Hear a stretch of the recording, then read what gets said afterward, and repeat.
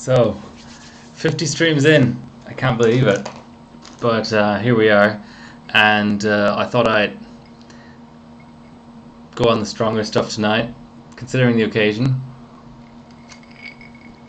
Rum and lemon lime bitters. Very sophisticated drink, I have to say. Not by choice though, because the goddamn alcohol shops closed too early in this country. Classic Robo voice.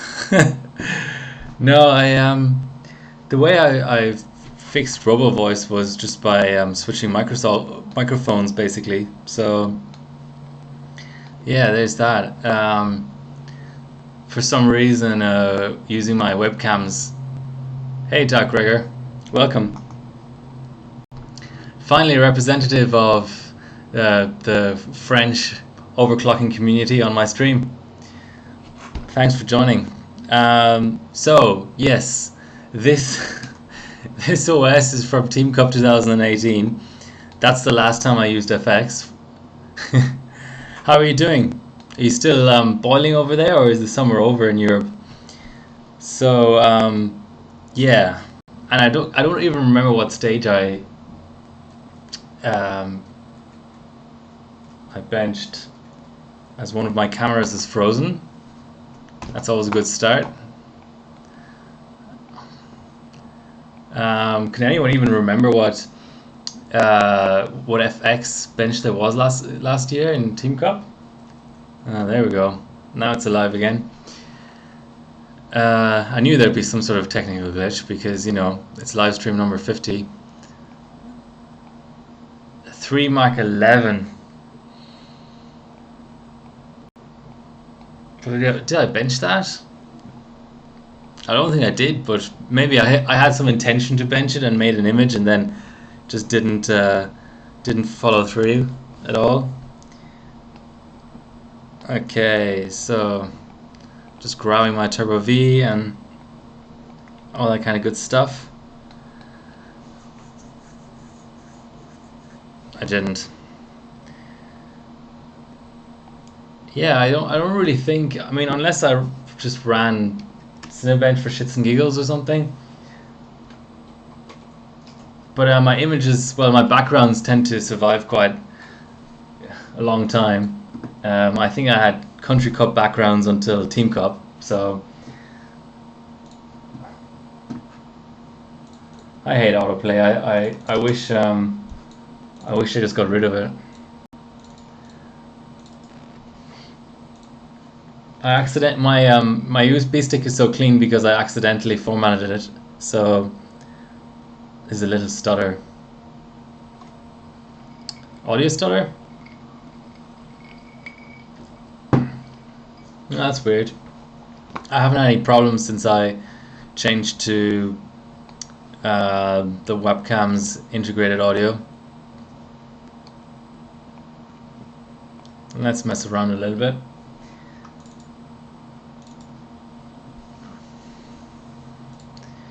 Yeah, so trying to find utilities for older boards, or trying to even figure out what utility is available for a certain board. On Gigabyte it's easy, it's usually EasyTune, but on Asus I find it pretty hard. So I label all my archives with the boards that are actually compatible. So for whatever reason, if you look up Turbo V for Crosshair 5 Formula, you won't find anything, or you won't find the right stuff. But if you look up Turbo V for Z97, it's both the right version for Z97 and for the Crosshair 5.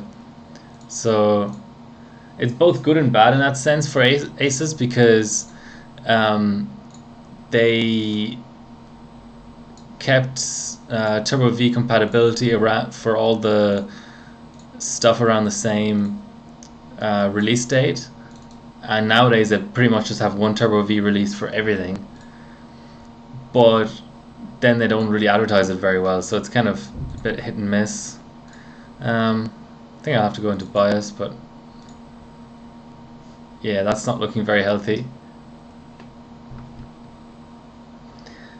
Yeah, and then there's into management engine. There's so much that's the most important stuff to hang on to, I think, is overclocking utilities and drivers that are really required. The single core BIOS.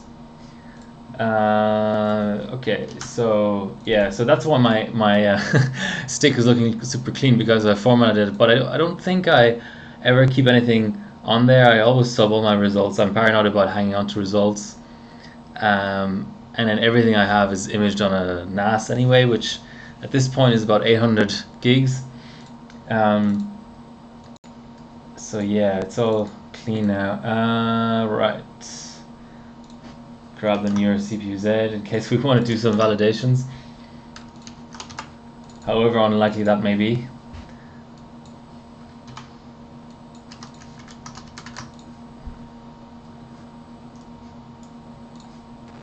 So yeah, 50 live streams seems kind of weird. And what I find kind of weird to think about as well, I don't know how rational this is, but what I find weird to think about is that I'm the only person I'm most likely the only person who has actually been like watched, quote unquote, watched all 50 live streams.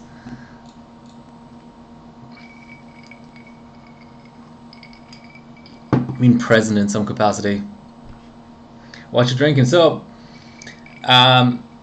FBNSS, it's a bit of a tragedy, right?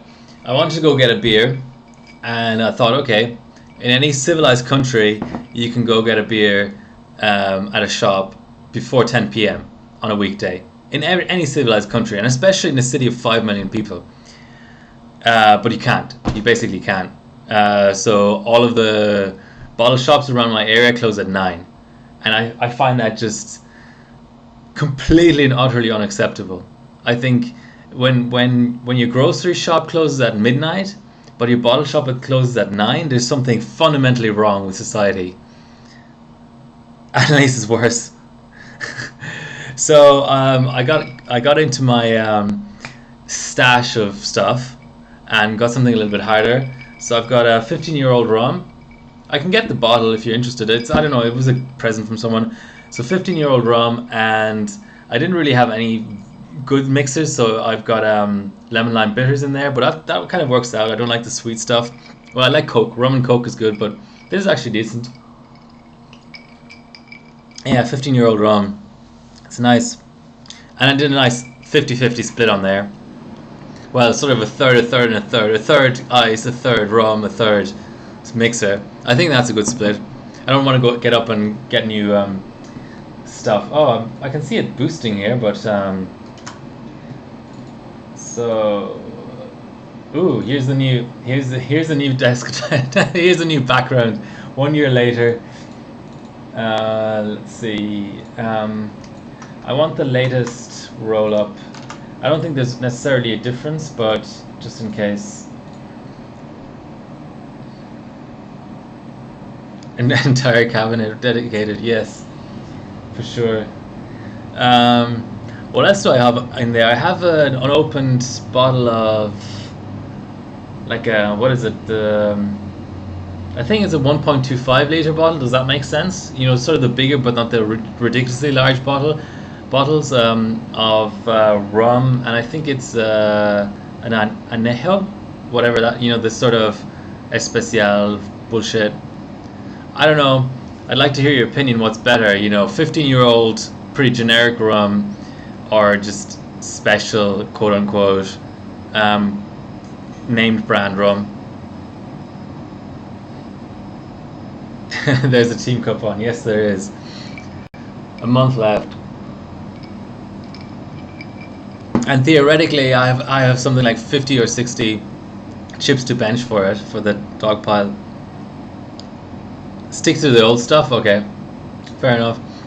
Oh, that's in there. I've got gin. I'm not a big gin drinker, though. There's always a bottle of wine or something in there, but I'm not going to get into that on my own. Yeah, so just got to extract the bench, open it up, do a sanity run. Allegedly. Allegedly what? 20 done, yeah. Yeah, so the alcohol situation is this will make me sound like an alcoholic or something, but I've just come from a very different culture. In Germany, if you want to buy alcohol, you can buy it until midnight in most states, and then at least 10 p.m. Even in the sleepy old towns, you'll find somewhere to get it until 10 p.m. In Ireland, it's 10 p.m. in the shops. There's some sort of a curfew. It's kind of funny, they put sort of like these barriers in, so the shops stay open. So if you're not familiar, the whole concept of the bottle shop that exists in Australia, where alcohol can only be sold in a separate premises to your grocery store, doesn't really exist in Ireland anymore.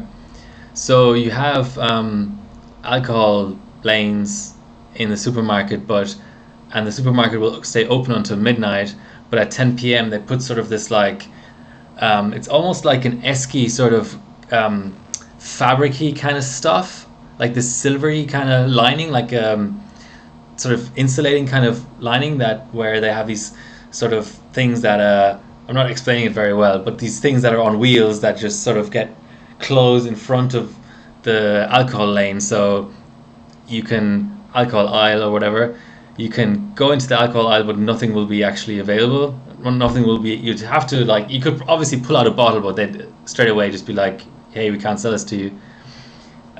Okay, so we've got our bench here, but somehow, even though I considered Ireland pretty restrictive, somehow Australia is even worse.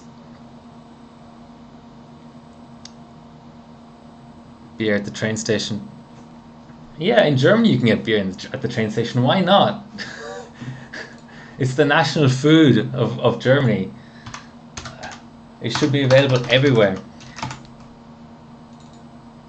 Once upon a time, there was actually a lawsuit where an employee in Germany who had been fired for drinking beer at lunchtime sued his employer for unfair dismissal and won, because the judge was like, if this guy wants to have one beer at lunchtime, why shouldn't he? And of course, the employer alleged that it impaired his like ability to work or whatever. But ooh, okay. I really didn't expect. Yeah, I didn't expect to crash at below stock, but there we go. Might have to fuck around a bit with HPET and stuff if that exists on this platform.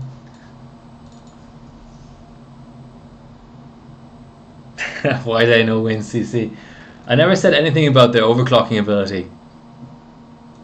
Okay, let's... Ooh, down to single channel memory as well. It's so hold on, I'm on 2 gigabyte per stick PSC, yet it's showing single channel. That's all kinds of fucked up.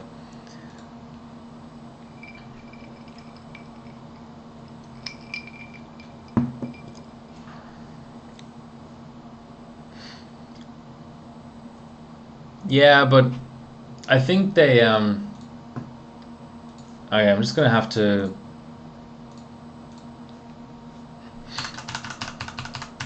clean the contacts. Yeah. Okay.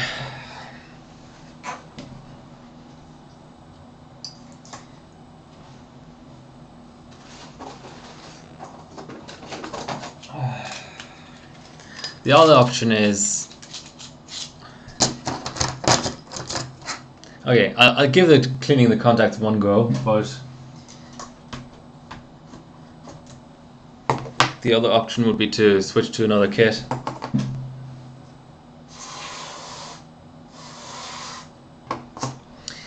Time for some magic spray.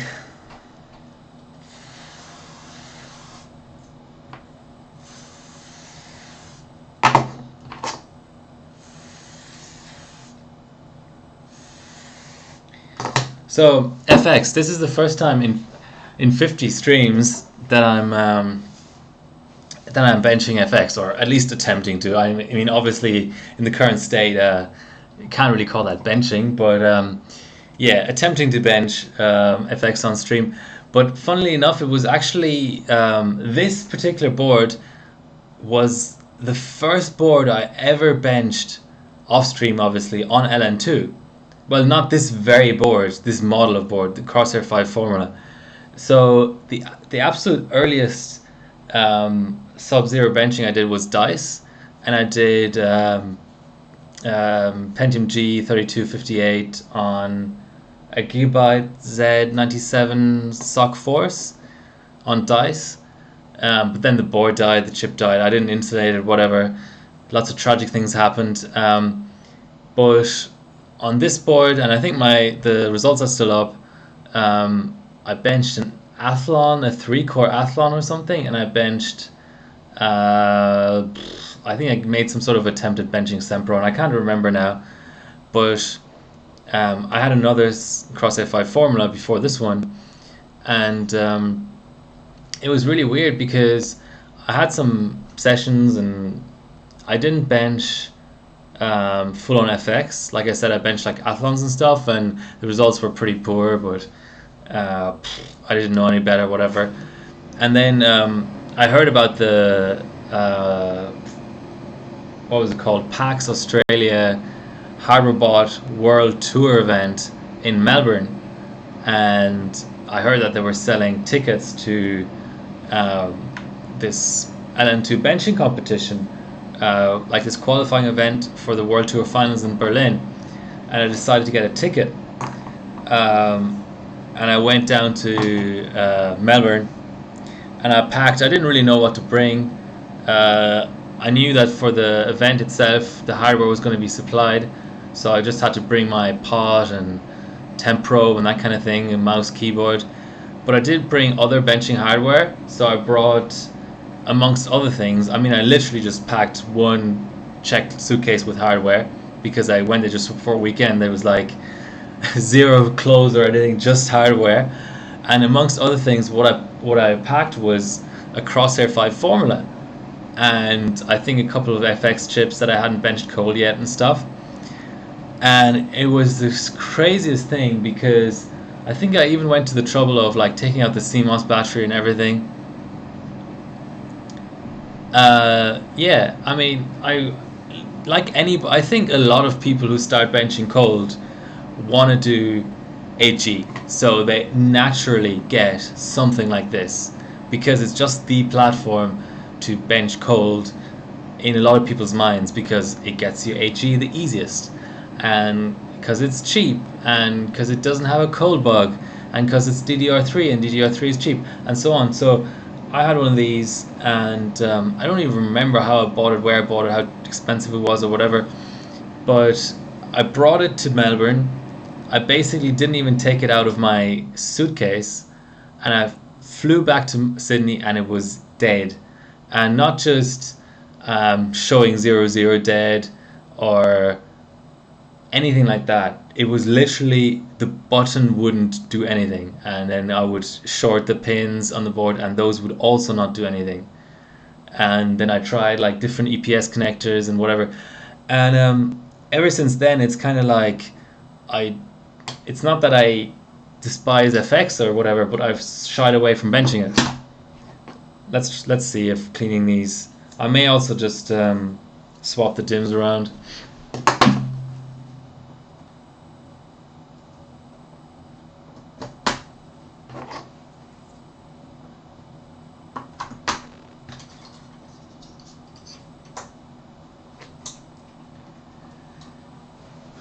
So yeah, I haven't, and then of course like my focus, why, what's wrong? Do you think your board is going to die? What do you mean no announcement? Oh shit, went into the wrong channel, hold on. Discord announcement went into the wrong channel. Gotta delete that, or else the mods will tell me it's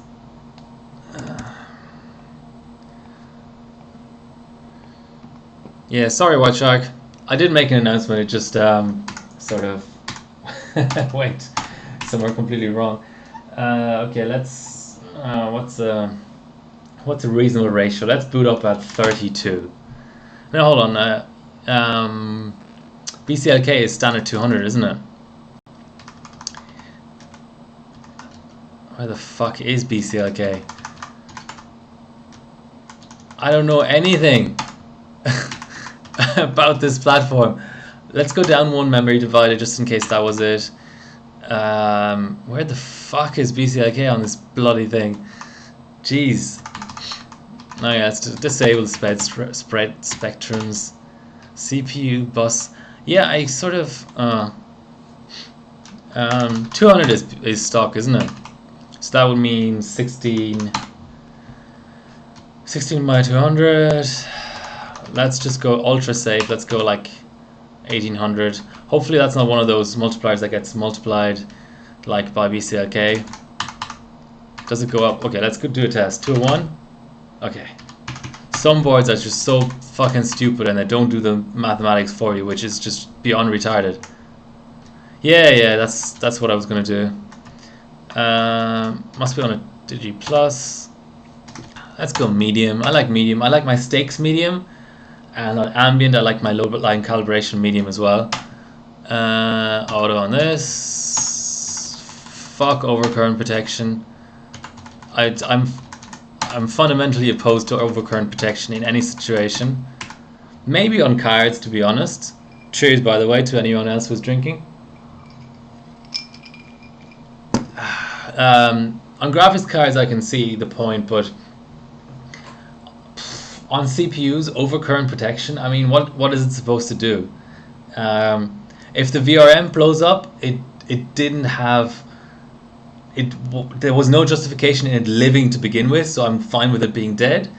The chip, I mean, I know what voltage I'm setting, so unless the board is completely shit and manages to just like put 3 volts through a chip or something and blow itself up in the same, in one fell swoop, then I fuck over current protection on boards, seriously. Over temp is a bit more reasonable. That can certainly cause some issues. Application power management, whatever it is, I'm disabling it. Right, HPT off, that's what I'd like to see. Ooh, IDE mode, nice. Yeah, I think I did go to the trouble of making an IDE mode install.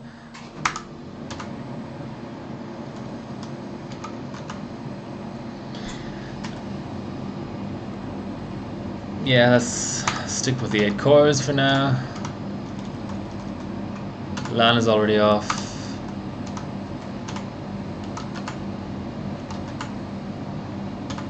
I won't be fucking around with ROG Connect today.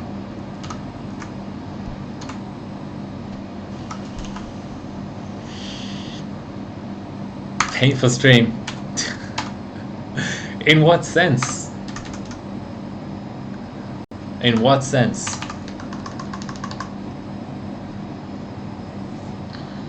In what sense? Okay, let's maybe the chip is a bit degraded or something. Let's give it a reasonable amount of VCore, 1.425. I like to see yellow. Anything that's yellow is sort of at least in the right area. If it stays green, like 1.2, let's say, or black, it's even worse. That's bad. Bad for your hardware. You're gonna have an RMA on your hands very, very, very quickly, I think, if you do that. So 1.5, okay.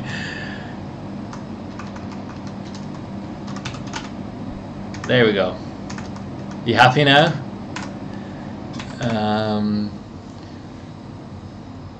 Fucking hell, I didn't know I had this many profiles on here. Okay, let's call it FX virginity.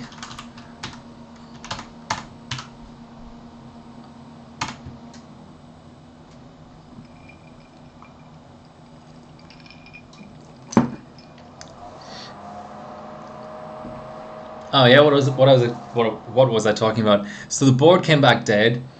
Not only that, this is a long-winded story, but I think at least from my perspective, it's worth telling.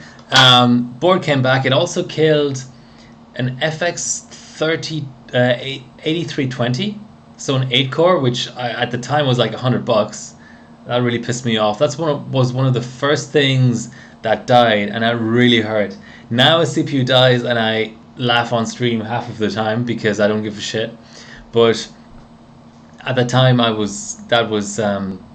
just seemed like a big sort of unnecessary financial hit. But yeah, I'm gonna have to reset the fucking background every time, aren't I?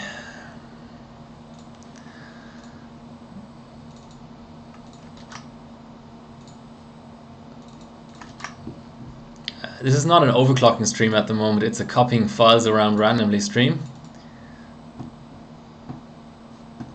Okay, first things first, let's make sure we have 2 channels. That might be... Yeah, there we go. I'm ahead of you. Dual. Beautiful. Worst DDR3 frequency I've ever seen, but let's start like that.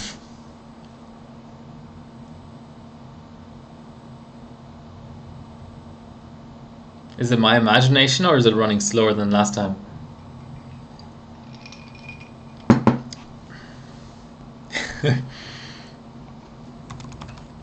Hey, White Shark, did those pics I sent you of the PCB, could you make stuff out, or are they too blurry or something?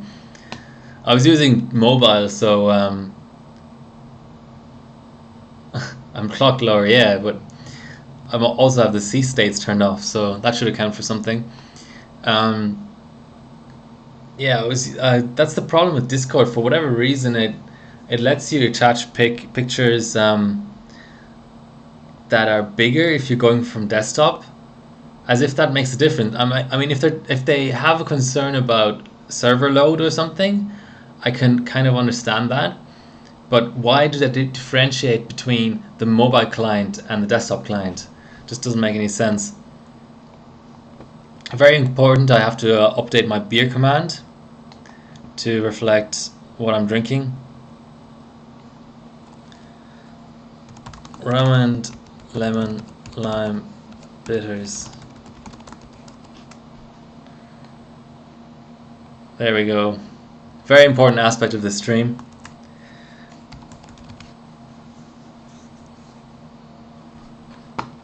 Should I put in 15-year-old rum just to humble brag? It's not even a humble brag. It's not even a brag, really. It's probably like Aldi rum.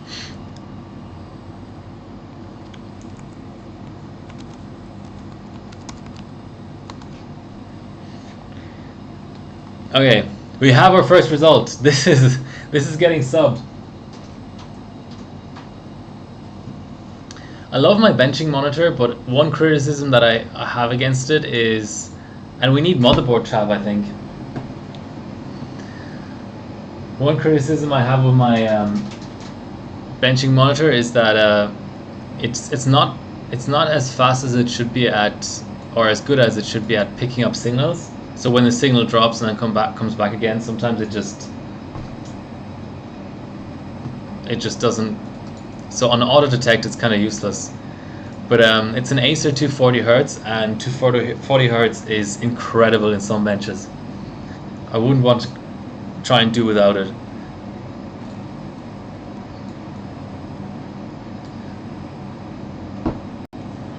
Okay.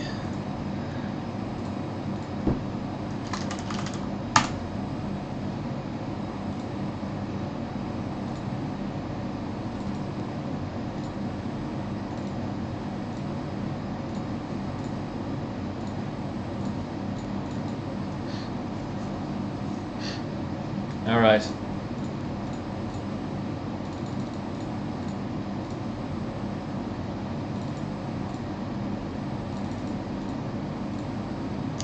Are you happy now, Bilko? 4.4 gigahertz. Let's be real pros and save that as an overclocking profile. Nice. Rerun. And cheers.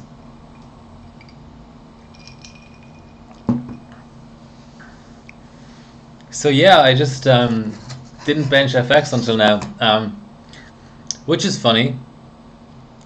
Hyper 212. It's kind of funny because I love AM3. AM3 would probably be my desert island platform. If I was stranded on a desert island, but there was an unlimited supply of AM2, and there was somehow electricity, and like a monitor and a mouse and a keyboard and stuff, and hardware bot to submit to. So I would need internet as well. Otherwise, it wouldn't be benching, you know. Then I would request for all the AM3 boards and chips, and I would be happy, I think.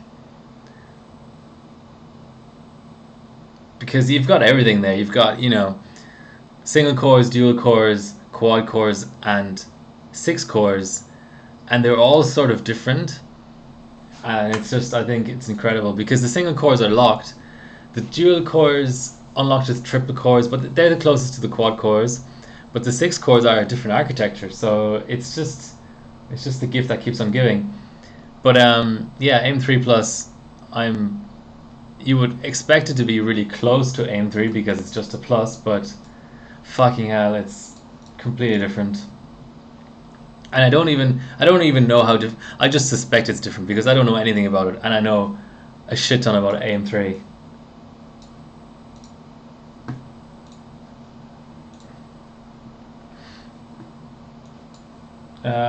So that gave us what? Hold on, how did that manage to score lower? Am I seeing that right? That's 0.3 FPS less. Okay, let's just assume this is a memory bottleneck, because otherwise I'm already kind of stumped. Well, did I run the last one in real time? I didn't even notice. Must be just a reflex at this point.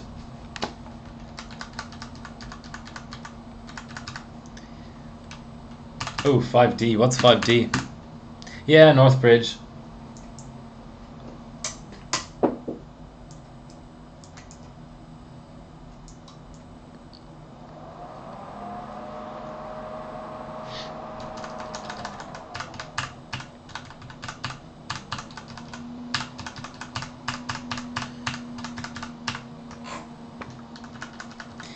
Yeah, but I find that on the crosshairs a lot of the time when you hit reboot in Windows, it just gives you like, fuck off.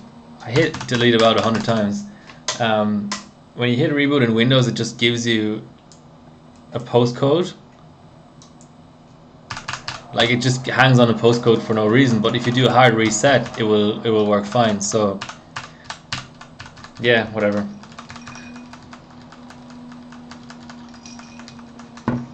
The Crosshair 4 Extreme is like that. It just it almost sort of has like a cold boot bug when you hit reboot in Windows, but if you hard reset, it will just reboot at full pot. So let's give it 2.4.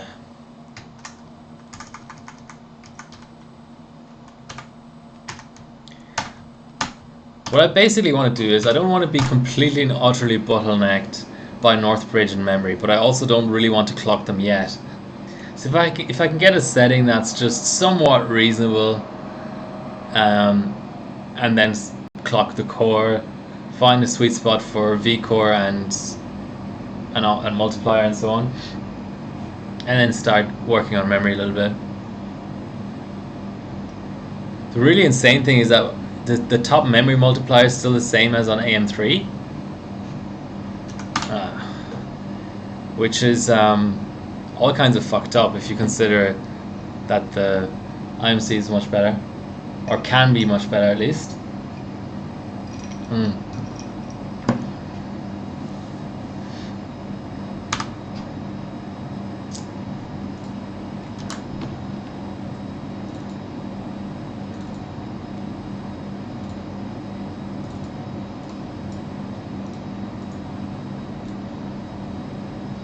So did everything boot fine. So we're on our top memory multiplier and we're at 2.4 North Bridge. I might just run real time all the way through now. Let us apply our super professional overclocking profile here.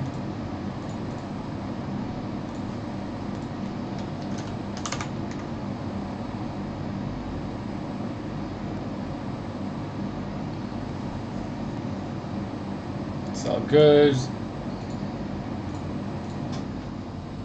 Let me see 14 FPS at least.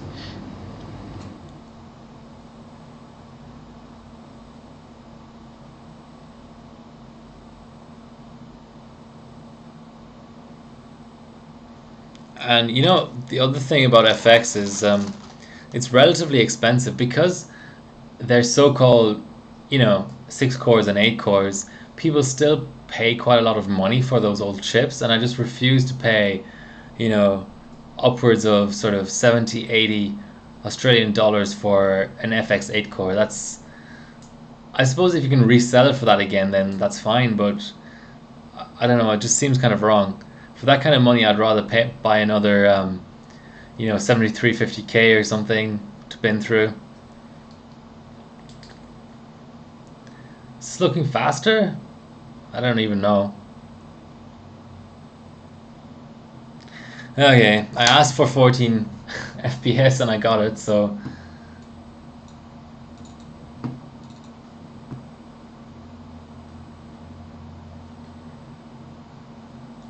hold on. I did set XOC mode though, didn't I?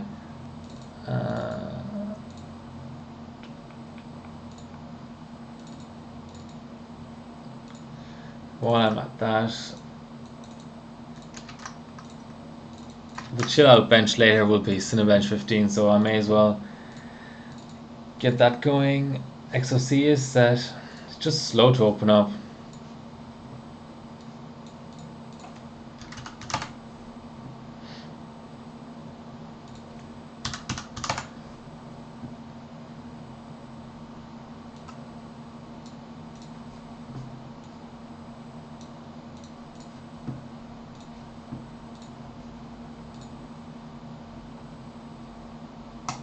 I mean, it's not a lot of scaling, but it's something. So we're at 1.5, it's still being misreported in CPU-Z. It's always a bit of a shame. So these are 200 megahertz steps, so I should be going in 1 mults. Let's say 1.5.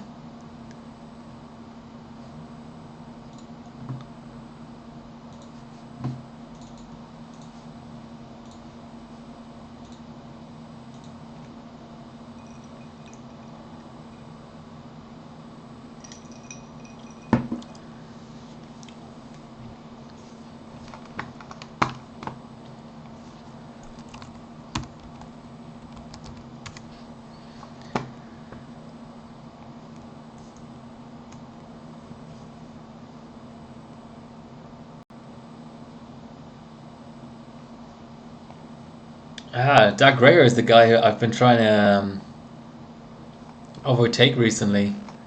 So you're still welcome in the stream though. So here's our Extreme League ranking. Now basically, well, I've dropped some points, but I was basically like less than a point behind Mike CDM. But then sort of the next step up was Dark Gregor. You better get benching, mate. I'm coming to get you.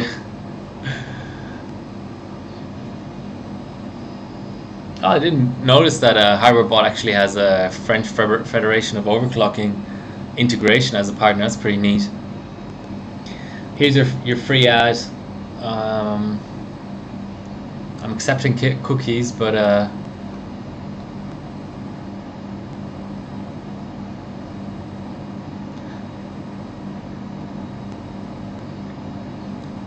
I want to spy on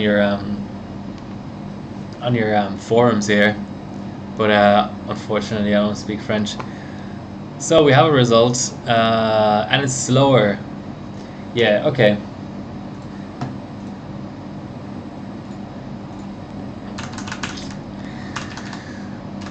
Time to up that frequency, memory frequency.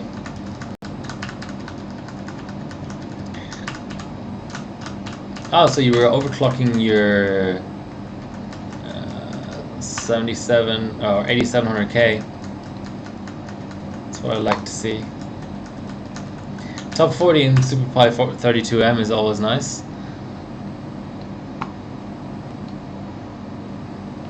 Yeah, I keep getting that 5D now. Maybe I should just hard shut down at the PSU every time.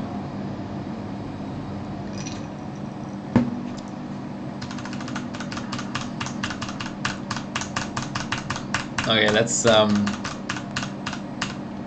just gonna dial in some sort of. Oh, there's a Discord. Nice. Yeah, Discord is the way to go now. Let's hold on. I'm just gonna dial in a few timings just for now. This is super loose, but let's go 812.8 on the PSC, which is pretty damn ridiculous, but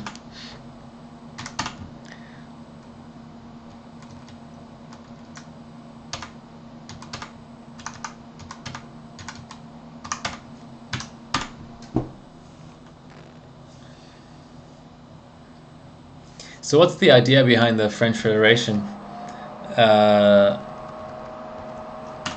I mean, is it the same as the HarborBot team, or is it sort of different? I mean, I know you have events, but I haven't really ever looked into what it's trying to do. So, okay, that applied, which isn't really a big surprise. So let's go sort of 230 at 16 should still be safe. Well, let's actually go to 15 or 14, whatever. And RAM, let's do something middle of the road, like 1.825. Okay, so the HarborBot team and the Federation are completely different. Just want to make sure the Northbridge frequency won't get in my way. Still up it later on separately.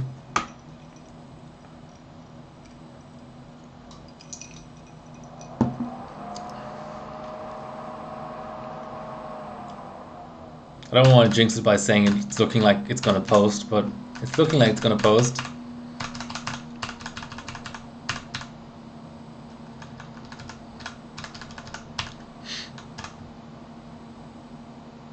I might do a 4K run soon. Okay, let's call that a profile. And basically just keep upping this until it doesn't post anymore. Oh, we do have extra straps. Okay, I was completely wrong about that.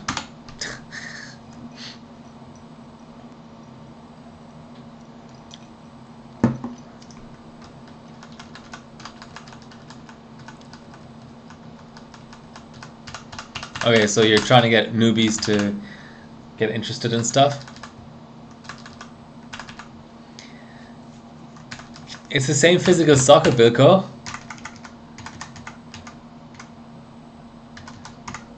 I relate everything to AM3. AM4 is like a faster AM3, you know? AM3 Plus is AM3 with 8 cores and a better IMC. Everything is relative to AM3. I should probably... try a higher strap. Unsupported. I see, okay. Yeah, gonna start running into trouble with the North Bridge. So let's actually go to the highest DRAM strap.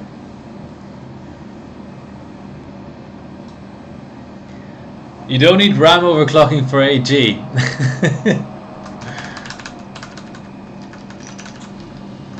Funnily enough though, on some platforms you really do need RAM overclocking to get high frequency.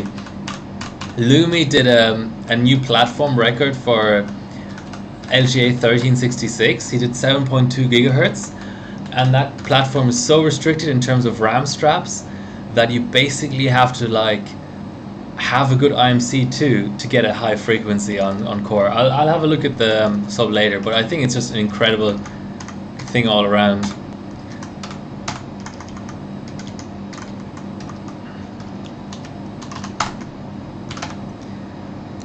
I think DDR3 2600, when that posts, if that posts, I'll have to do a run.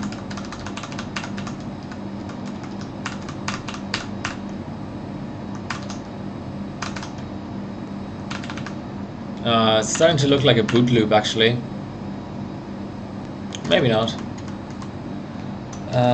Would this do it? No, 218 maybe? 217. Okay.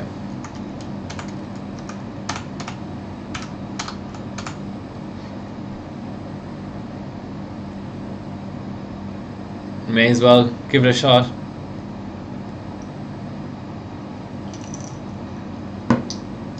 Yeah, but it's looking kind of iffy in terms of posting. Like it's sort of slow post. Yeah, it's sort of slow booting.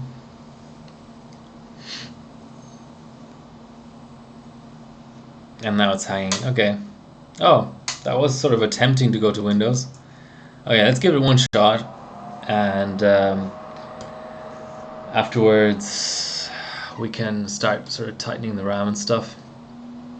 I really need to sort out my situation in terms of lighting in this damn room.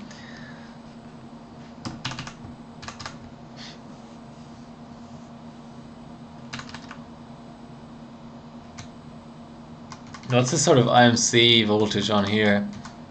CPU North Bridge. Is it actually 1.45 stock though?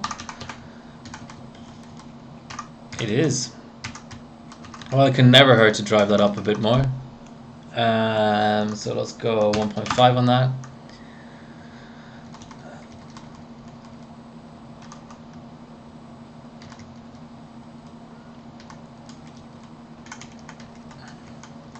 I've heard these switching frequencies work wonders as well sometimes. Let's just up the Northbridge related ones. DRAM overcurrent, fuck that.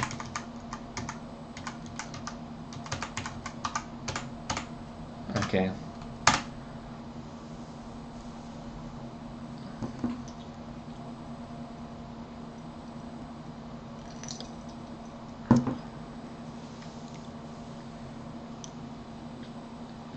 Yeah, I haven't really messed with my stream much, but one thing I do want to do is, as much as it pains me to admit it, my Ryzen 1800X on air is not fast enough, or at least on the crappy off-brand RAM I have in there, isn't fast enough to give me 60 FPS 1080p software encoding with any sort of quality. So I'm considering switching to my Vega Nano for GPU-based encoding. Yeah, this is completely fucked. Let's go down sort of 5 FPS at a time. It's 5 BCLK at a time, I mean. So yeah, I need to switch to my Vega Nano, but that also means that I have to mess around with my... It doesn't... Basically, currently I have my GPU and the streaming rig in the bottom slot of an MATX board. Oh yes, pink bias screen. I love it. I absolutely love it. It's amazing. Stream 50, all the weird shit's happening. Yeah, so basically I have some sort of like slot starvation issue basically on my streaming rig because my capture card has to go in the 16x slot. I only have two 1x slots, and the only slot that I actually took the back out of with a scalpel is the bottom slot, but then the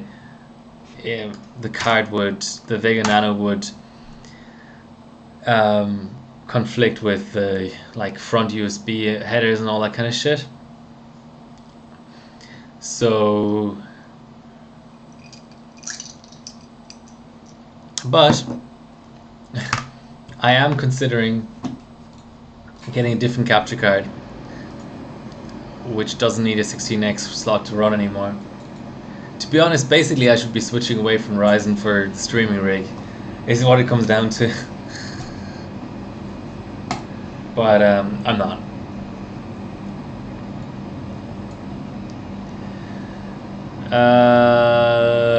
Yeah, let's do a stock run. This is pretty high up in terms of DDR. I mean, DDR 2500 is decent.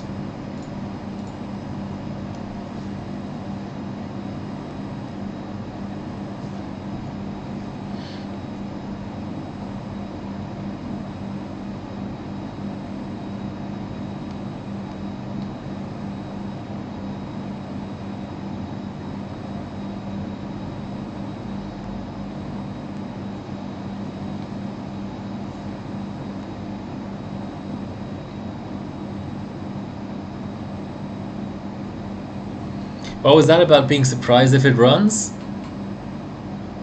It's gone a third of the way. Did you mean specifically DDR 2600? Because I'm just 7 BCLK away from it. It didn't boot Windows, but I can up the BCLK in OS. I'm probably going to jinx it now, but...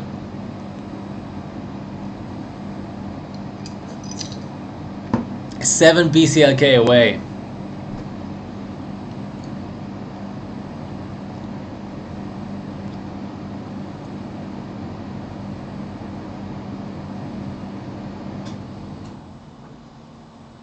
Okay, before I mess more with memory though, I will do another run, obviously with 4.7 core or whatever.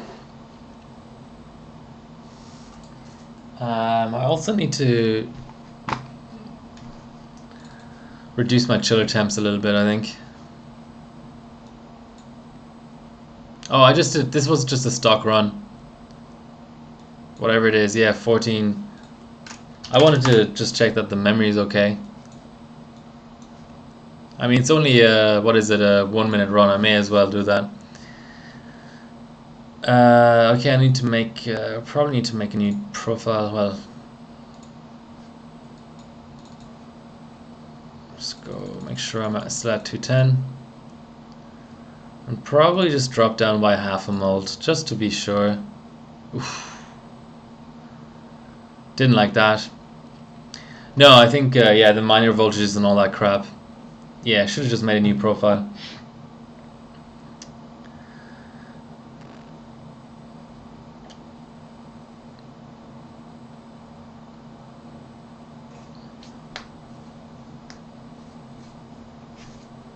I need to disable Windows 7 error recovery. That's just completely insane to have that still enabled. How's the audio, by the way? Is there still some sort of a slight jitter?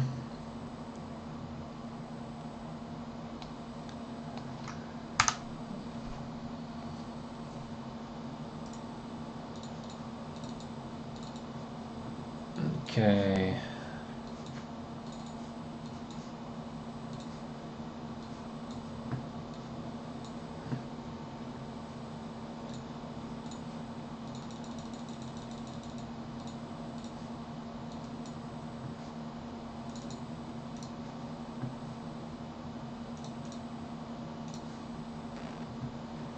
Okay, that's roughly where I was before, so just gonna save over that so I don't get another lovely reboot, instant reboot.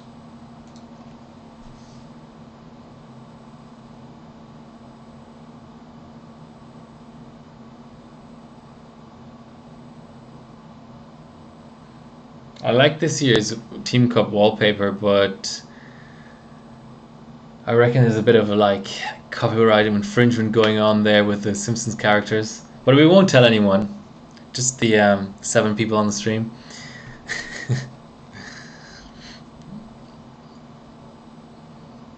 That's not looking faster at all, but I mean, you can still tighten the RAM.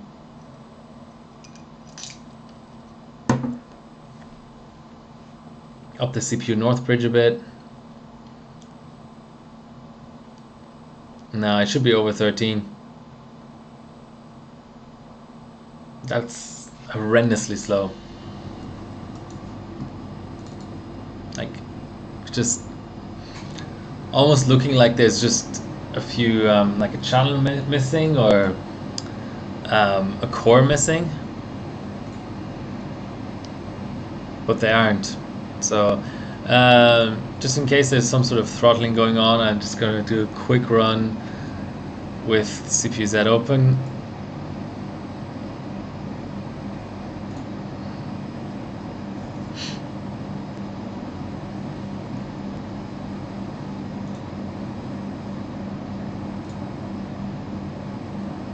Yeah, I might do actually. But while we're here, let's give 2600 a go.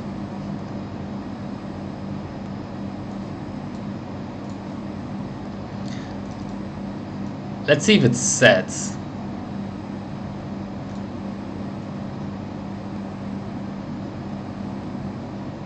No, I don't want to run overkill. Overkill means it's a 2.5 minute run. I'm not.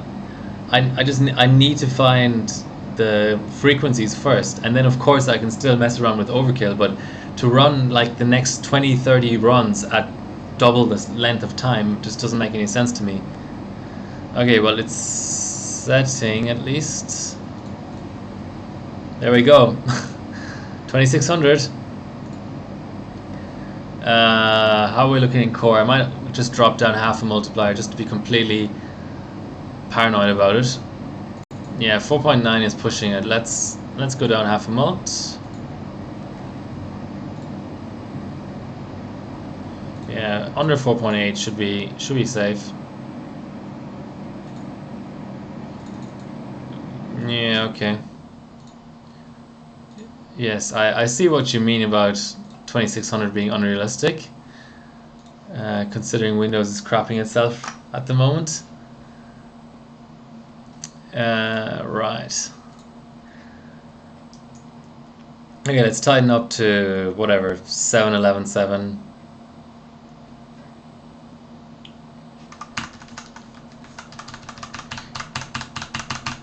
But yes, Dark Gregor, my final run will be normal Overkill 2x. For sure, just not these runs. Alright.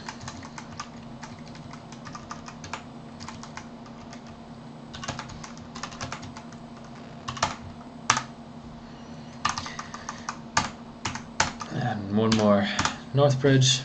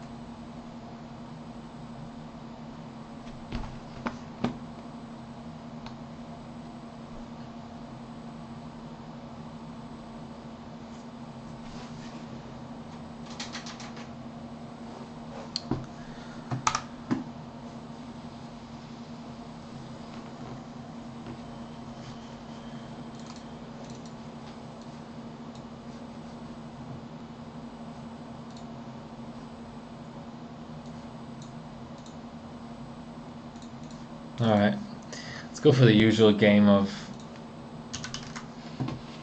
doing a stock run first. Make sure the memory is stable. And the higher north bridge we already have.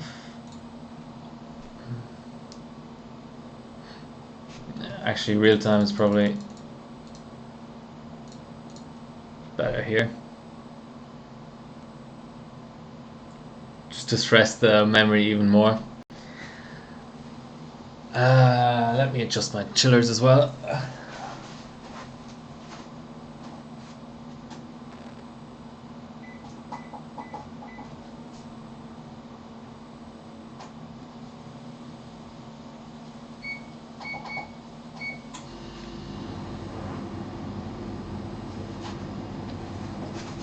It's still running. Yeah, I heard the bench result, but it stresses the RAM a bit more. So something about Windows putting the files that are being used by the bench into a different segment of memory. That means it's harder for it. Basically destabilizes the memory a little bit. Or so someone to convince me. I don't know. It's probably bullshit. Yeah, but I can see how it would make the result worse. But all I'm trying to do here is just make sure memory's fine.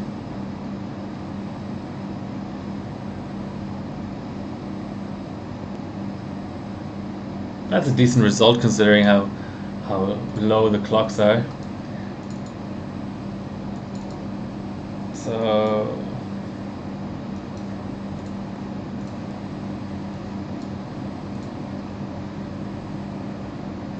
okay, let's actually find the exact point where it all goes to crap. Let's try 214.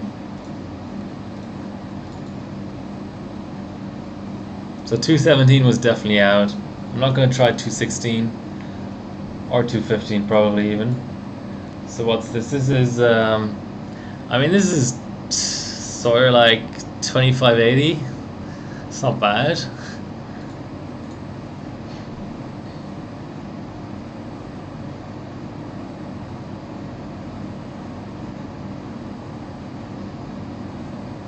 Okay. That's pretty clear. I think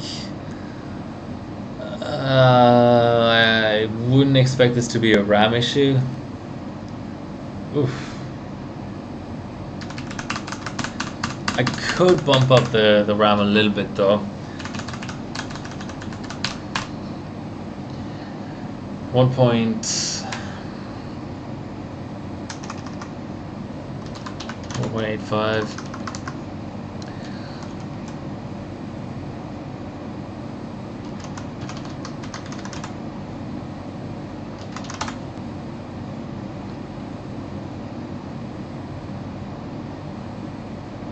Two 555 has a good ring to it.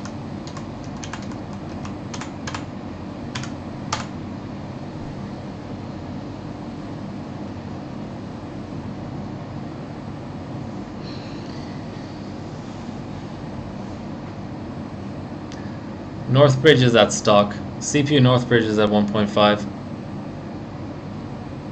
I should probably bump North Bridge to at least sort of 1.25, 1.3. But I'm not too bothered. I want to find my max core OC.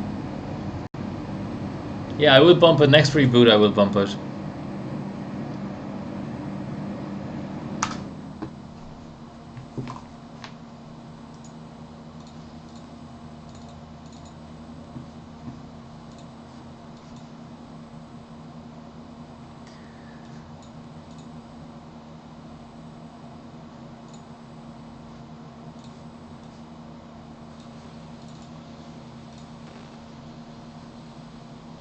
This is only 1 BCIK less than last time.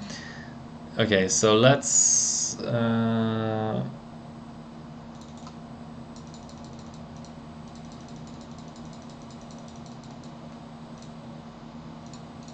do that. Oof, didn't like that, did it?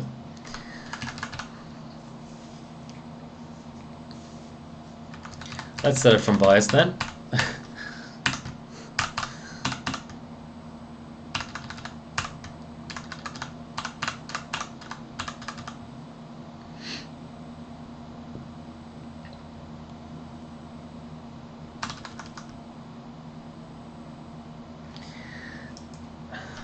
I keep saying on the stream, the worst part about overclocking is mashing the delete key. You never really know. It's a different timing on every board. It's just completely fucking ridiculous.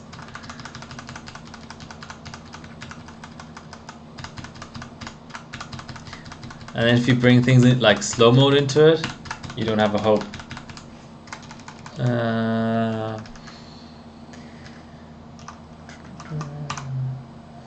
Let's be generous, and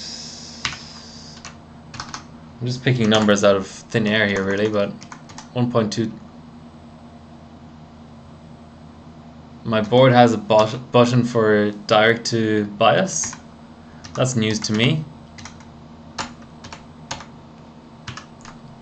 But the problem with that is, isn't that only from a cold boot? So if I'm, let's say, if I'm applying settings in Windows that require a reboot and I hit reboot, and then I take the chance of that reboot to go into BIOS as I'm rebooting, direct key doesn't do jack shit. You could use direct key, but then you'd have to like turn off at the PSU and then press direct key, which kind of defeats the point of direct key.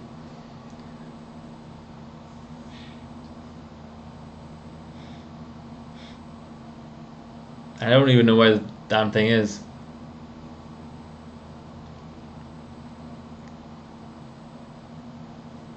It works from warm boot. But then, but the thing about that is, so if you're already warm booting, then you're essentially, the only thing that you're improving is you don't have to time it anymore. Well, you do have to time it, so you get to press it at the very beginning of boot rather than waiting for a specific point in the boot. I don't know. I mean, it's a slight improvement, I suppose. I can't deny it. I really can't deny it. But I'm somewhat unimpressed.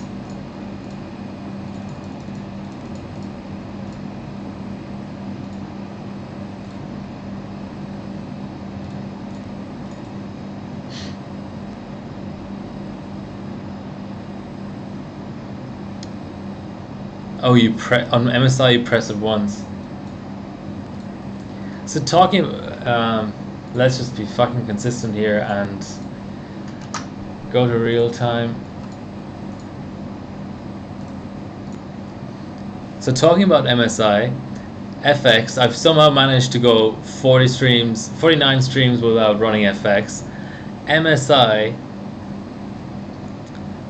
I've run lightnings, I've run GPUs on the stream. Obviously there's certain generations of cards where MSI is arguably the best SKU.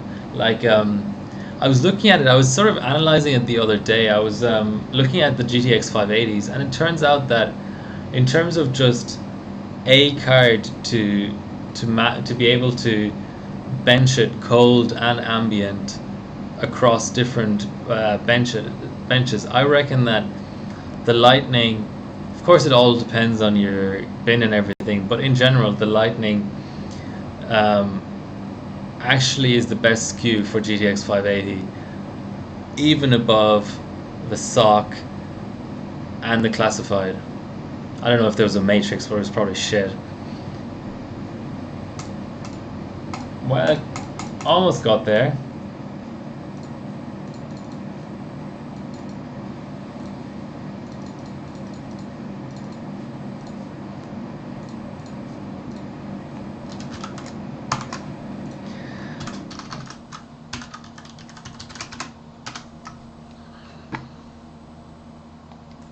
I'm just going to remove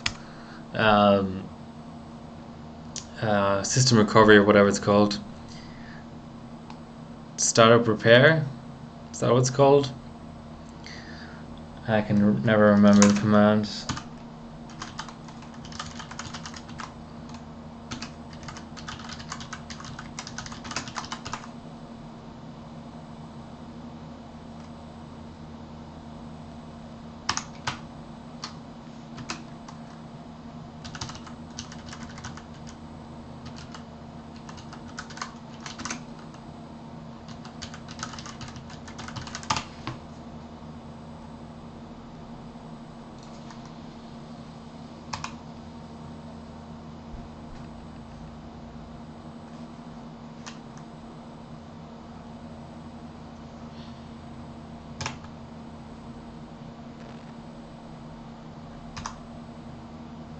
integer data.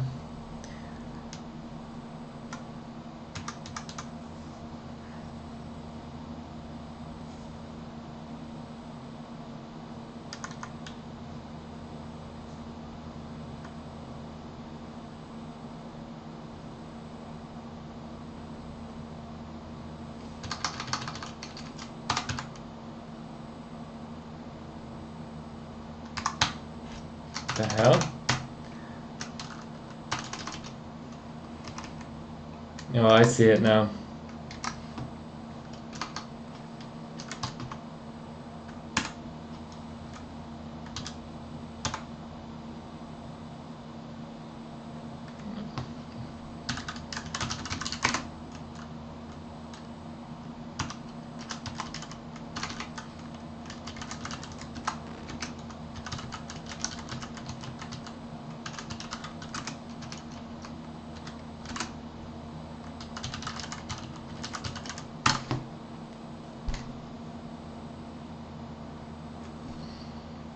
Okay, obviously the system is too fucked up to even apply that.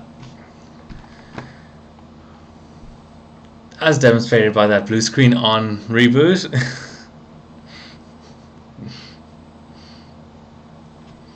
Okay, let's settle for 210 BCLK. And then just keep tightening the RAM, keep upping the North Bridge.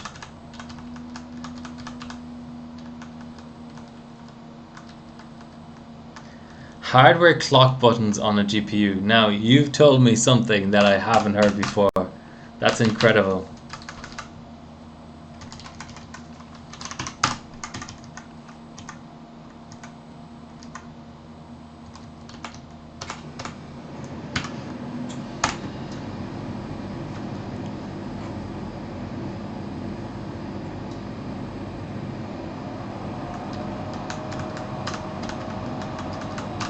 So yeah, MSI have good cards, but their boards, I probably own about 16 motherboards or so, and none of them is MSI.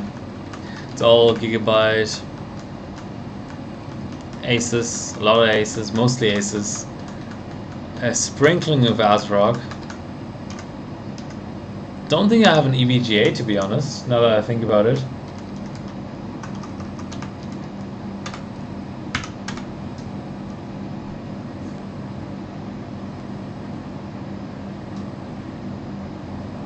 In terms of boards I actually bench, I would like to get an X58 classified. Okay, that's a 10 boot code.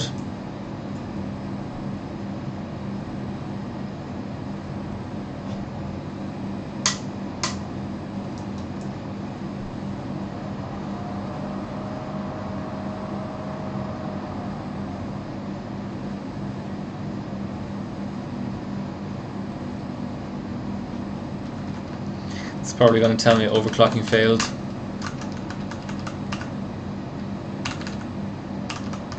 Yep. Alright, that was a little bit too much, 3.2.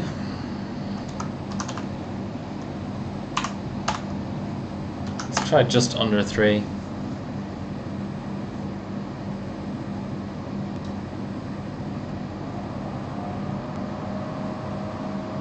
That's looking better.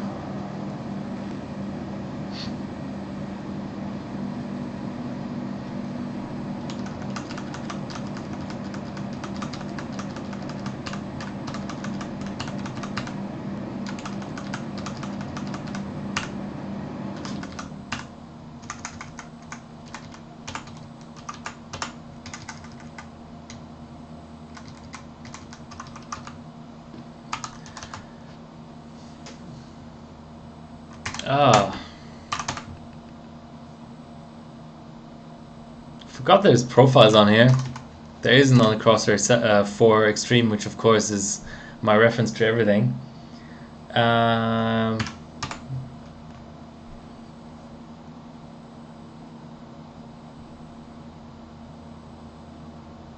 don't know how 712.7 made it onto a motherboard profile though. It's just a bit it's a bit odd. You'd think it would be 7, 11, 7.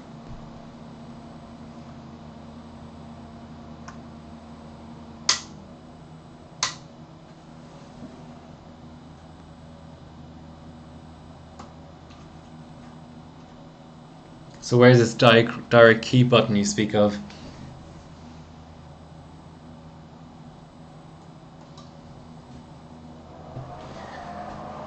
It's not very conveniently located, I have to say.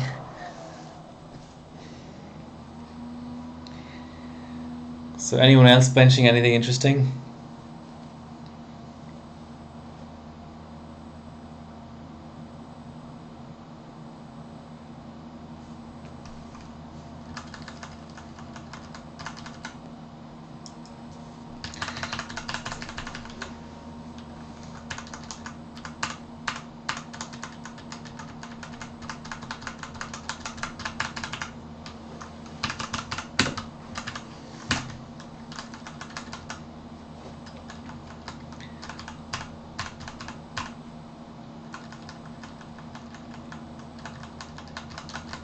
I've run 32M on this board, believe it or not, but on an AM3 chip, so it's it's all a bit different.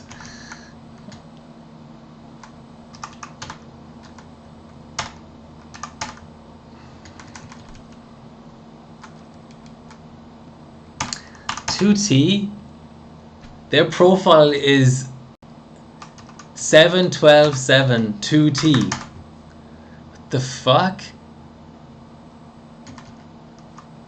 Yeah, but you're weird, Bilko.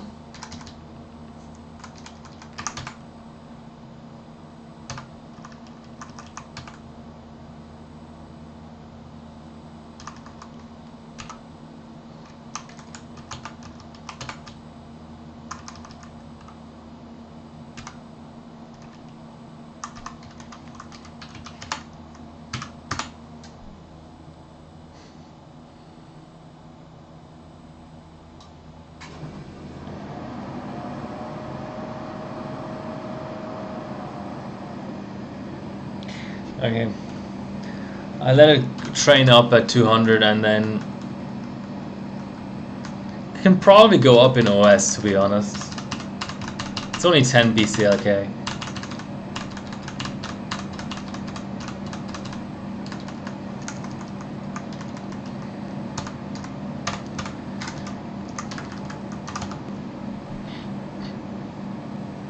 Ah, motherfucker.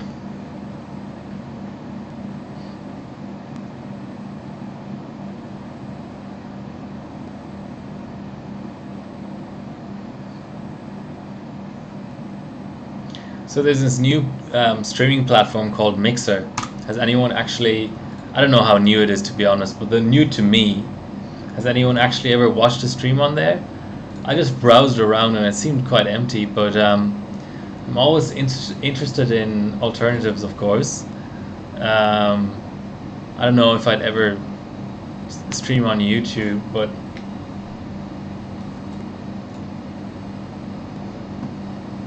okay, let's go to 210 in 5 BCLK steps.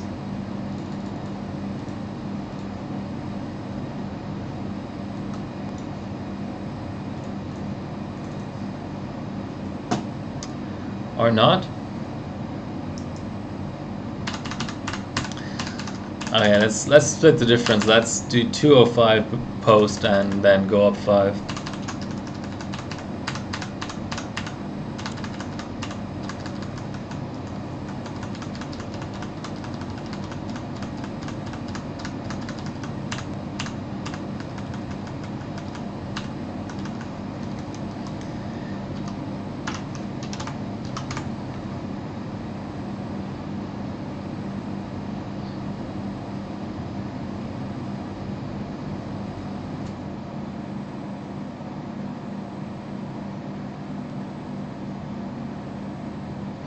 So I'm not getting blue or like green screen here like I did last stream.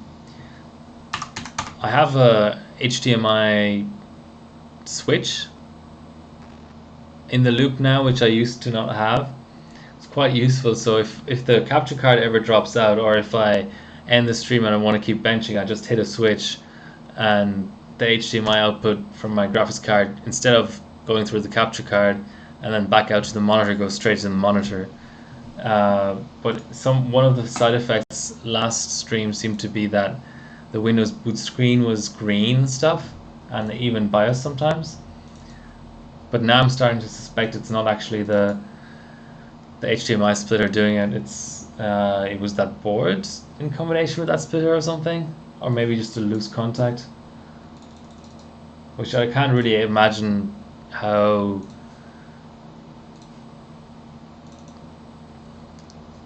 No, it's not doing it.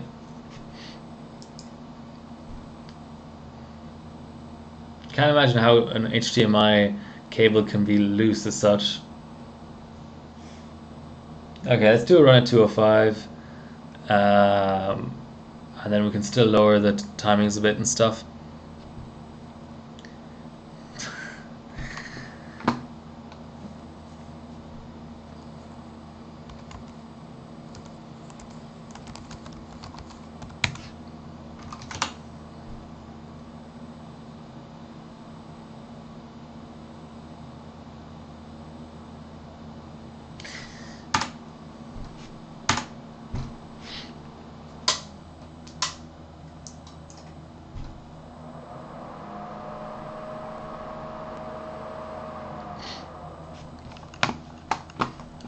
I'm starting to get a little annoyed.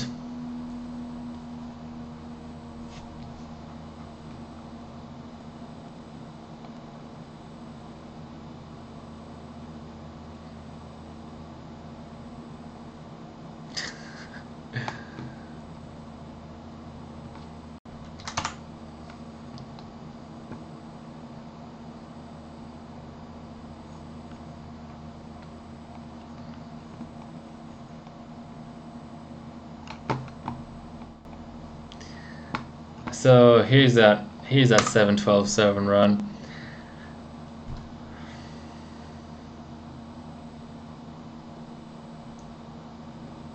.9 Northbridge.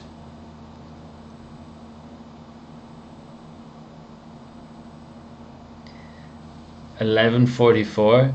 You need better PSC. I think you just need better PSC. Honestly. 11.44, 7-12-7. Do you remember what DRAM voltage? Roughly.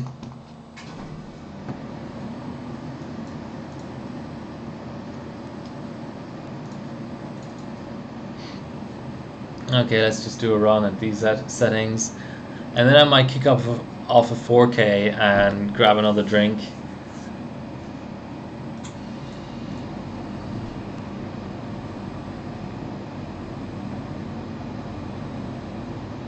Phew.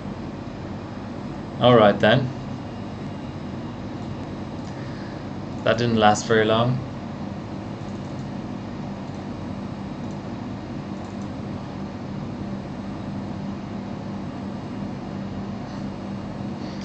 Yeah, you've kept that profile.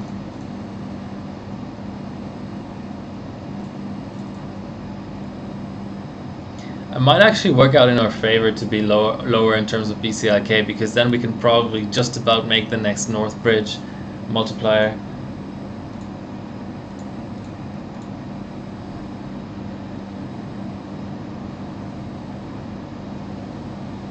That's a fast start.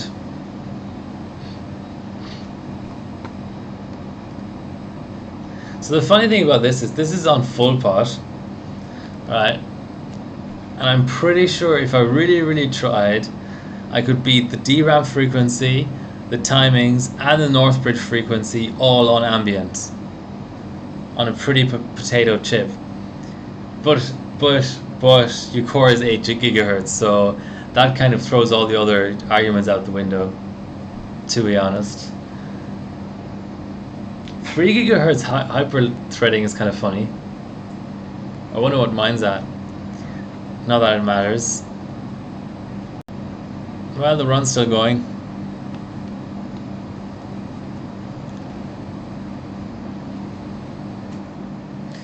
The North Bridge isn't cold, but you still get cold scaling with the North Bridge. Like on AM3, you do 5 gigahertz North Bridge on cold, and you do 3 point, probably just 3.2 or something on ambient, not on effects. Well, why not? Why did I not keep this good thing that they had going on AM3 for AM3 Plus? Why did they have to throw it out? Okay, let's just do a quick run with the core actually clocked.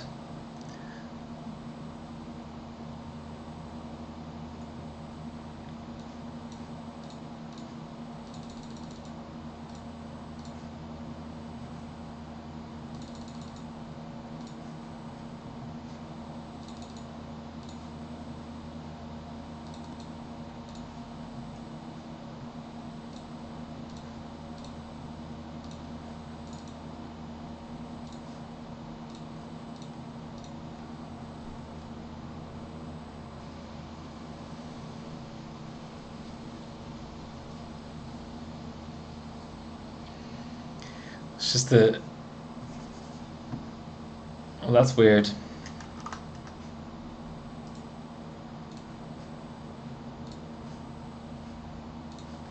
Just gotta rerun on normal, just in case that was some sort of a weird real-time bug. The way that X265 closes on this platform is a bit interesting. Don't really see that much on other platforms.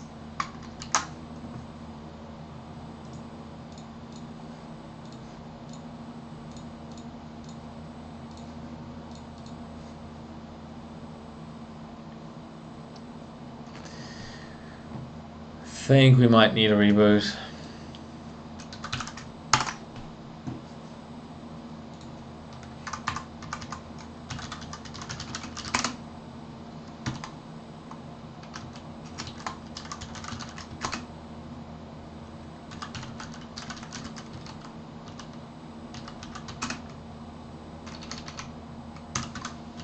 Or not.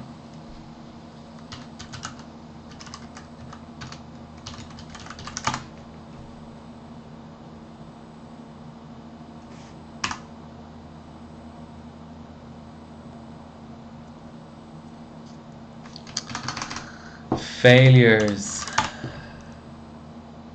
Not false. Fucking hell. Okay, normal run.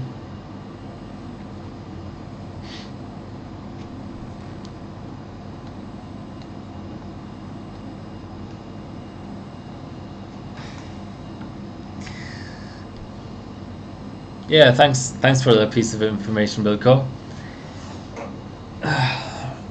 What's your Intel Pentium G3258 4.5 gigahertz run? 0 FPS, is it?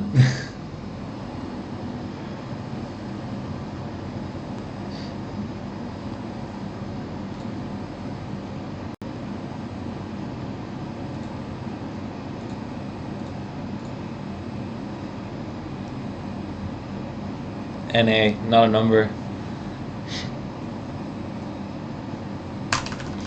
Alright, time for 200 BCLK with one more North Bridge multiplier.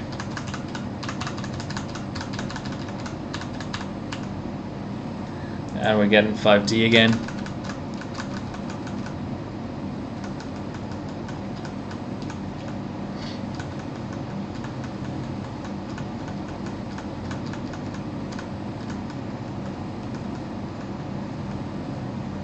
.25 FPS at 6G.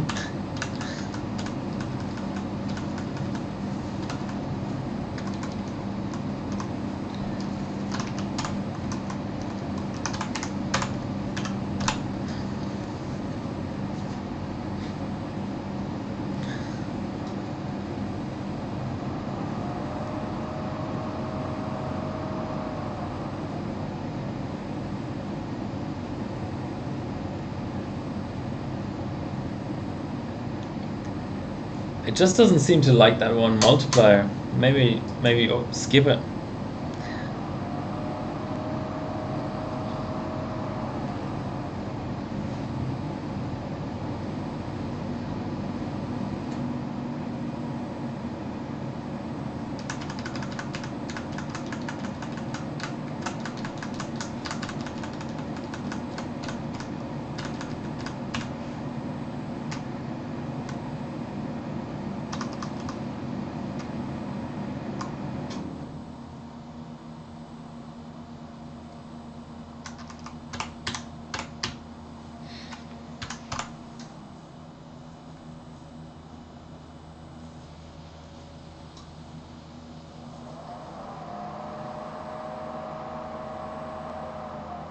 5D.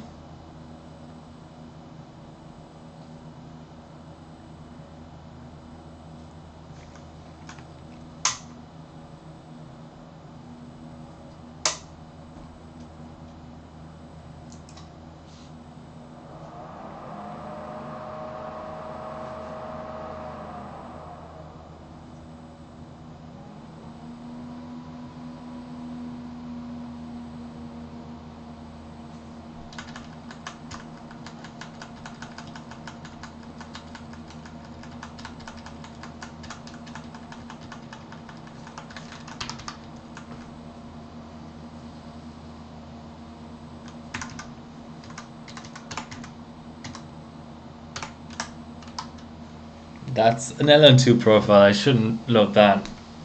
Well, I will load it, but not apply. It's not even so bad. I thought it would be worse.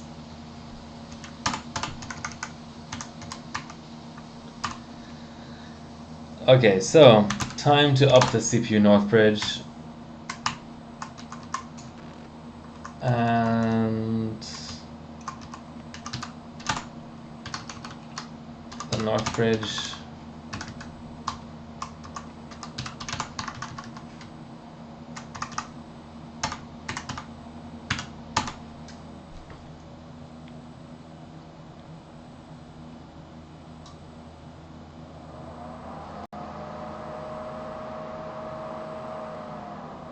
No, it just doesn't like it.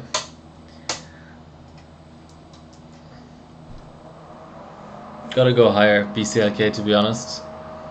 Drop down one DRAM multiplier and see what the North Bridge does.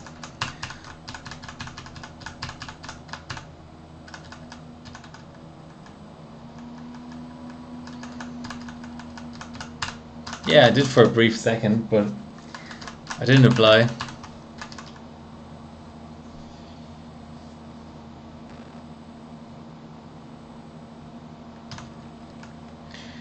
No, I want to go to BIOS actually, board.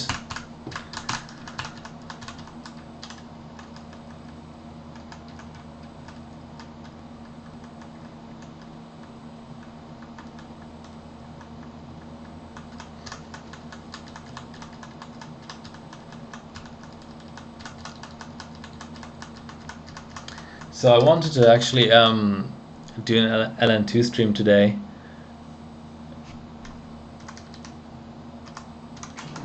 But I couldn't get supply, which is unfortunate.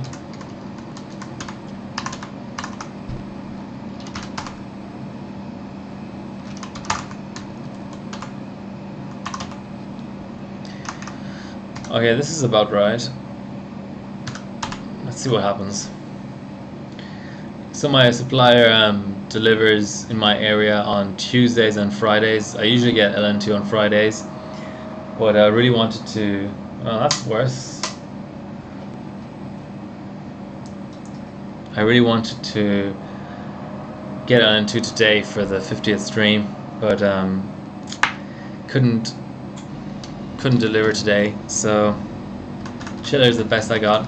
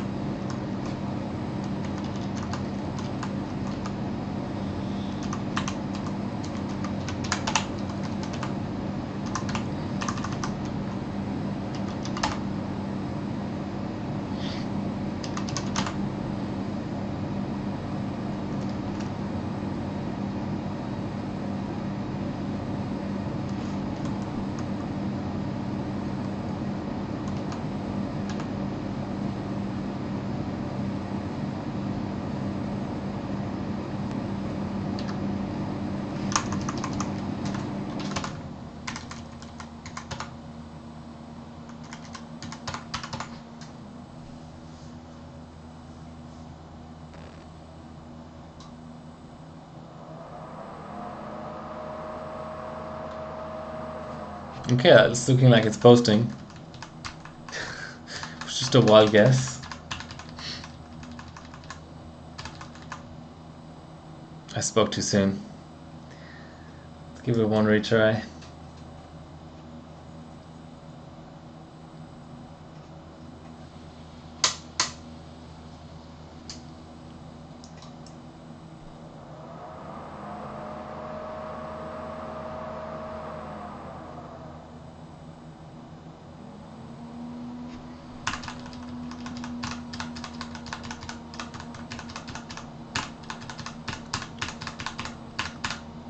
Okay, 2.8 North Bridge at 2400 RAM it is then.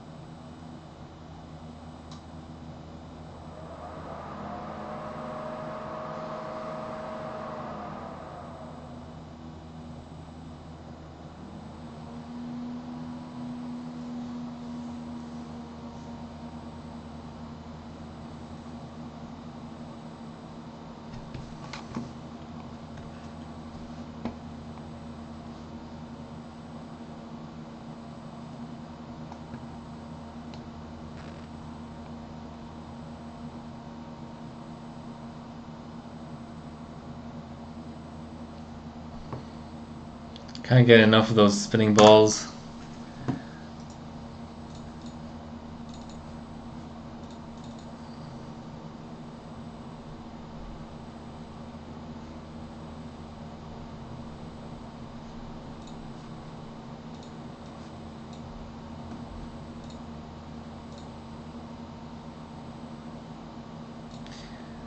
But it actually failed quietly for some reason.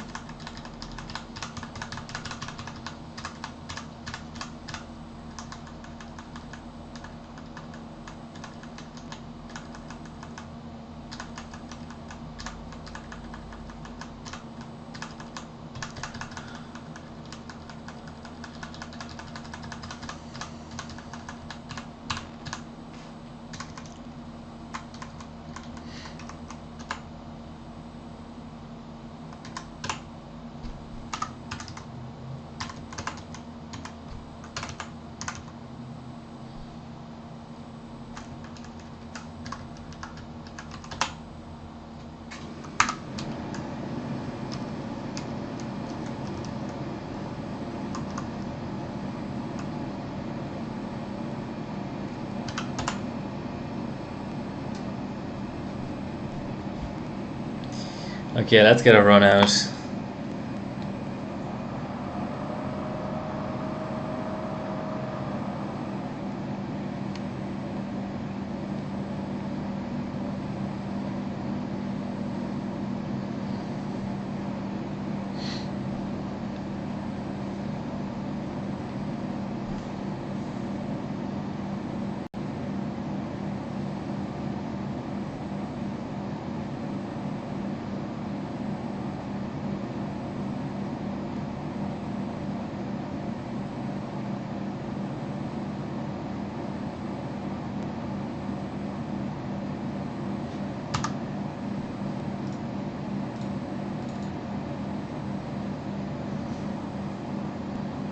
Low, please.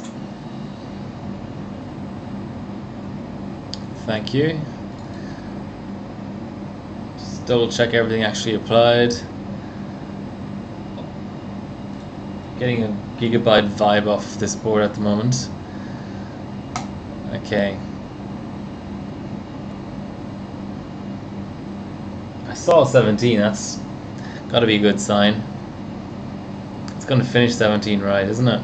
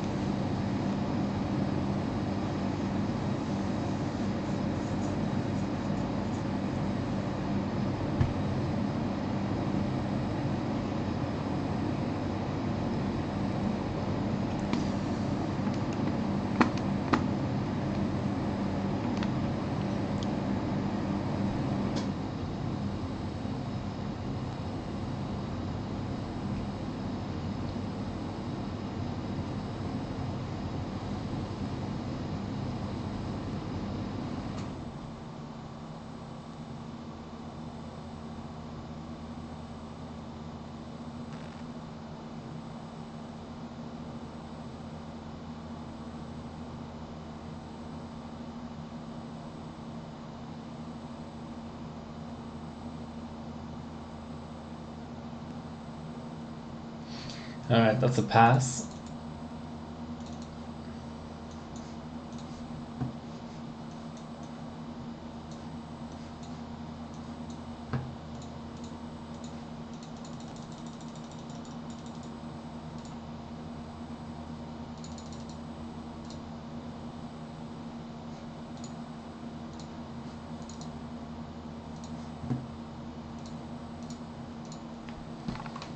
So there's 32M. Galax stakes for 4080. 220 RFC. 3 cores. Lots of people like 3 cores for some reason. Maybe well, disabling half cores, yeah. But some people do 3 cores on 9900K, which I find a bit weird. I understand 4 on 9900K and 2 on 7700K and 3 on 8700K. This run is slow. It's looking very slow.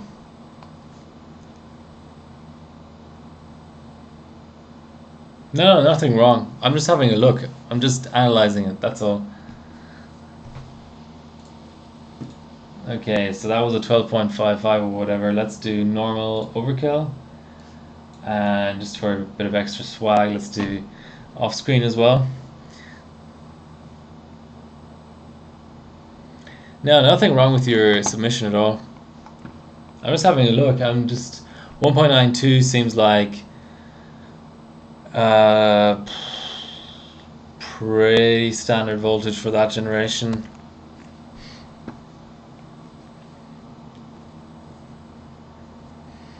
So GPU Pi, I'm guessing, is on the new SDK. Let's double check.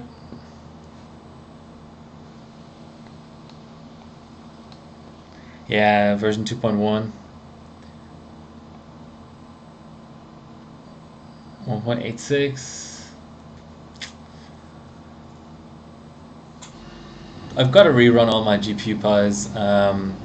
7350K, 6700K, 7740X. Eventually the 10 core once I get it RMA'd. Yeah, OpenCL, the new OpenCL is huge. It clocks lower, but it scores so much better. It's insane.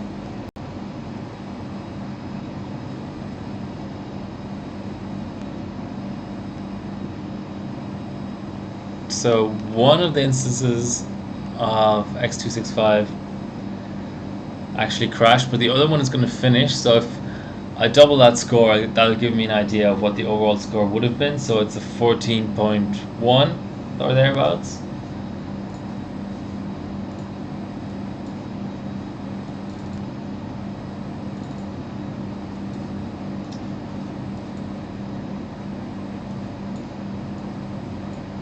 And now we're showing real V-core for some reason. Let's just bump up the V-core, whatever. Maybe that helps.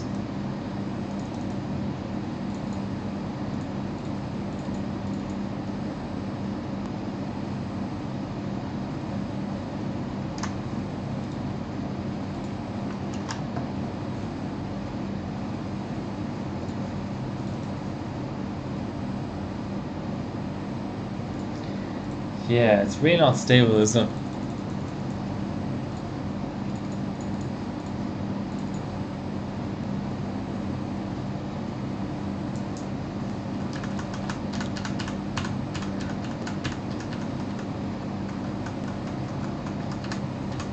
It is a golden CPU, of course it is.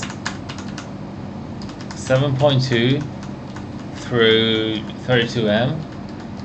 6.6 through the new GPU Pi, that's pretty good.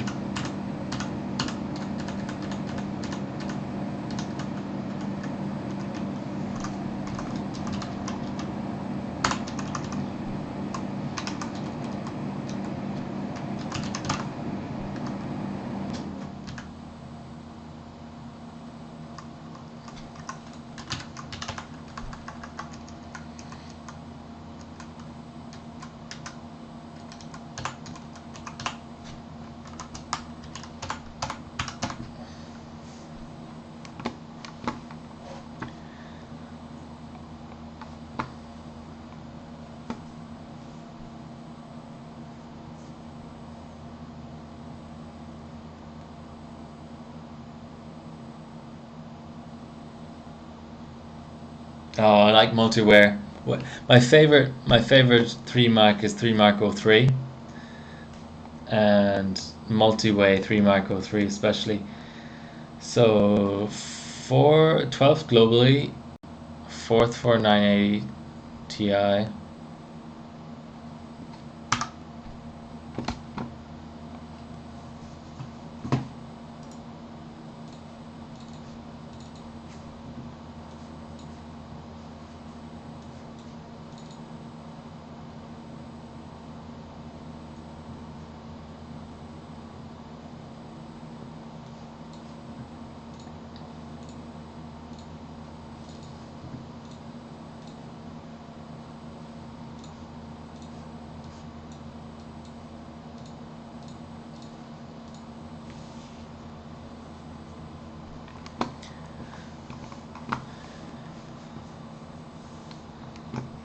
So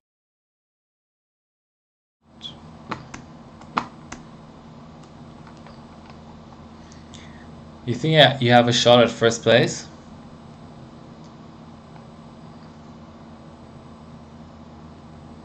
Ooh, Team AU on LN2. Never mind. Never gonna beat them. But fourth is pretty good. So why is Orsanino and why are these two beating you? 6.9, 6.7, 6.9. That's surprising. So if we compare the 6.9 subs, what's hurting you? Okay, so this is Orsanino. Roberto. He's got a 2.95, pretty standard GT1. Can't comment on GT2 and 3 because that depends on the GPU combination. A nature of 2.17.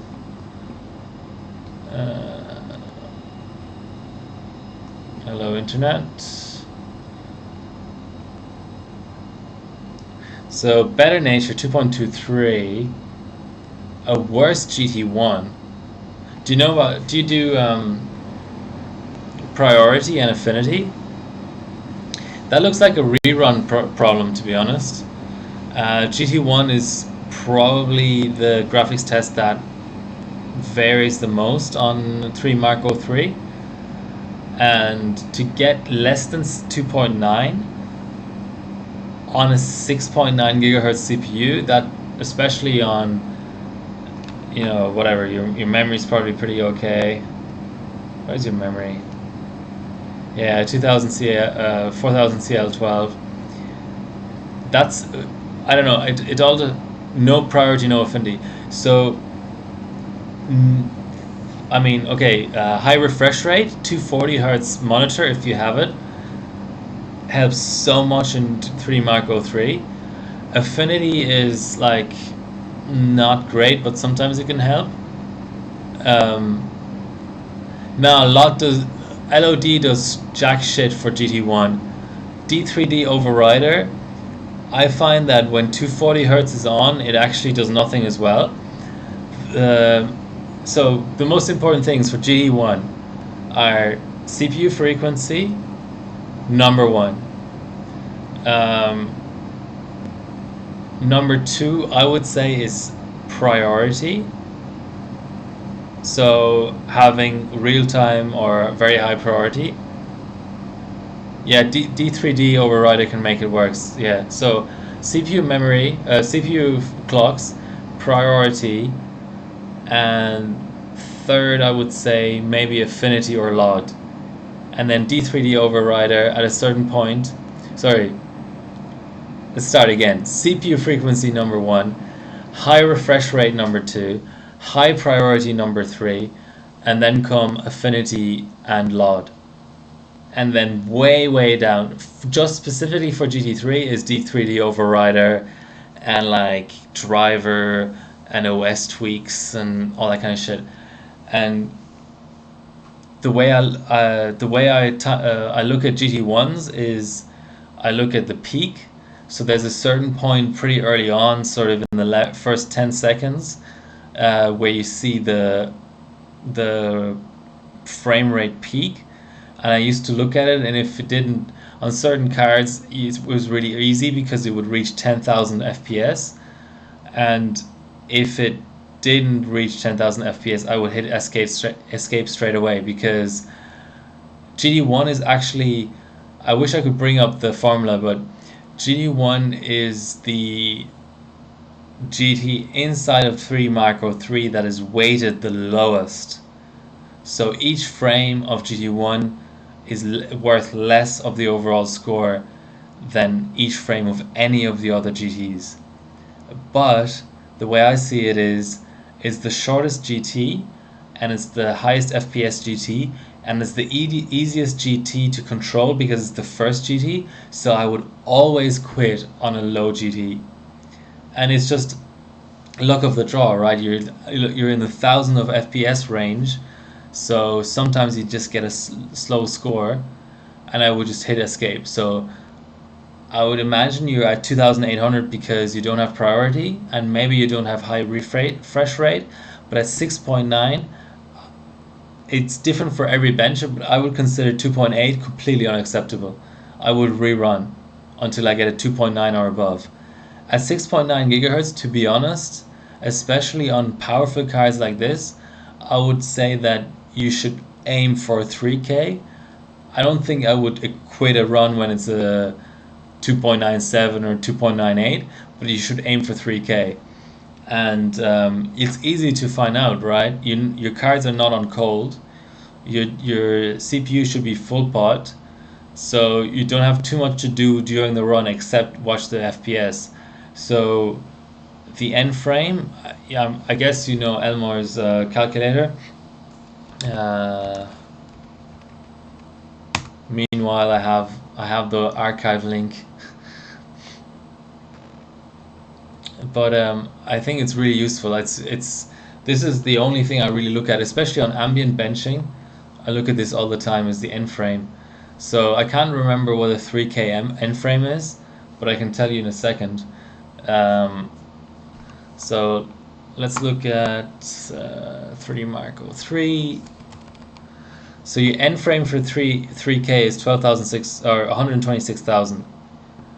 So at the end of the run, the total number of frames computed, it's shown in the run. It's constantly counting up, and GT1 I think is a 40-second GT. So if halfway through their GT you're at like 50,000 frames, and you're trying to get to 126,000 frames, clearly the run is slow already.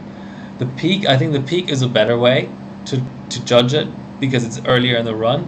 But certainly if you just miss the peak or whatever, I would say halfway through the run, if you don't have 60,000 frames, what's the point in continuing? You only just wasted 20 seconds worth of LN2. Just escape and rerun straight away. That's just my suggestion. I don't know. I mean, different people look at things differently. But yeah, so the GT1 is all. So you've got you're 50 frames behind on GT2. You're ahead on nature. That's always really nice to be ahead on nature. Trolls, you're 70 behind, but still, first things first is GT1. It's the easiest thing to control. Let's see what's going on here. I keep on getting these late fails. 85% fail. Let's just rerun.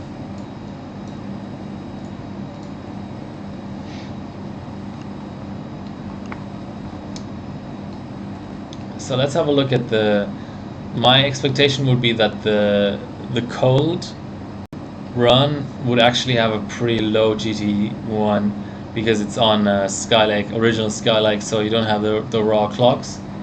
But let's have a look.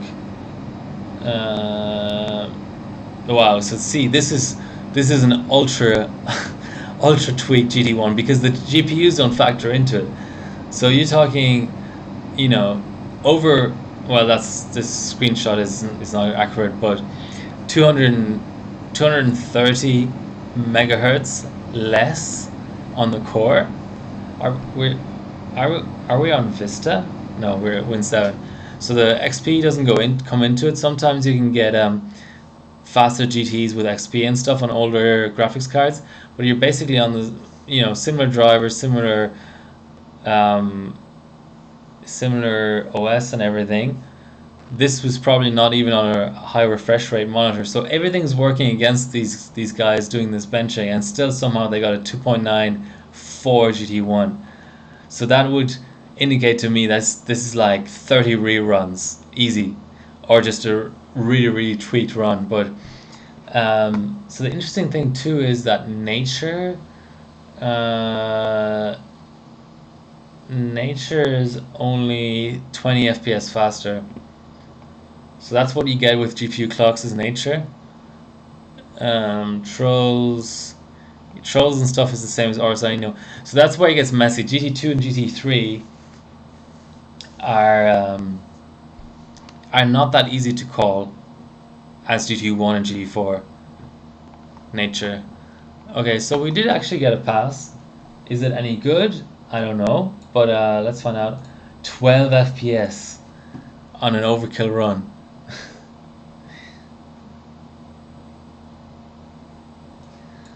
Yeah, that's pretty demoralizing, to be honest. Let's go up half a mult and rerun.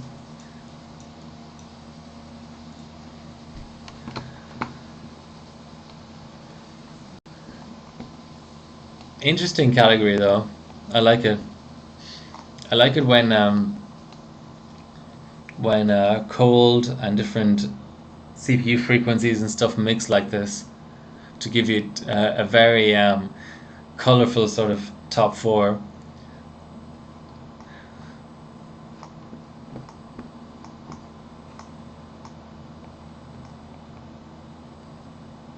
But I see there's some interesting stuff on the front page too.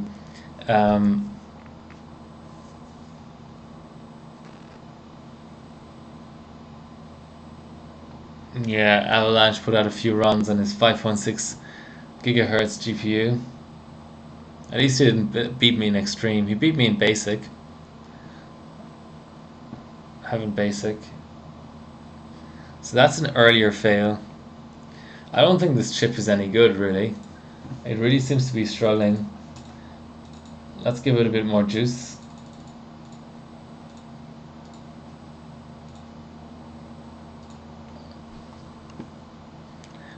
Could be the pace too.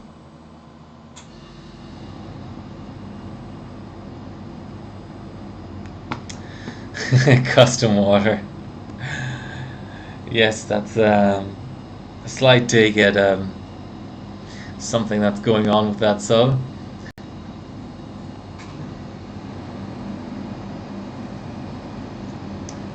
Earlier fail.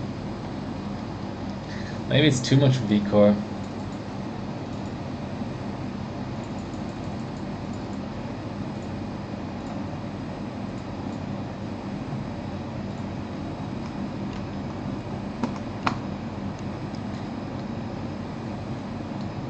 Okay, how's our competition going? Someone subbed an 875K. That's how the competition is going. Someone subbed a Celeron D. Fuck.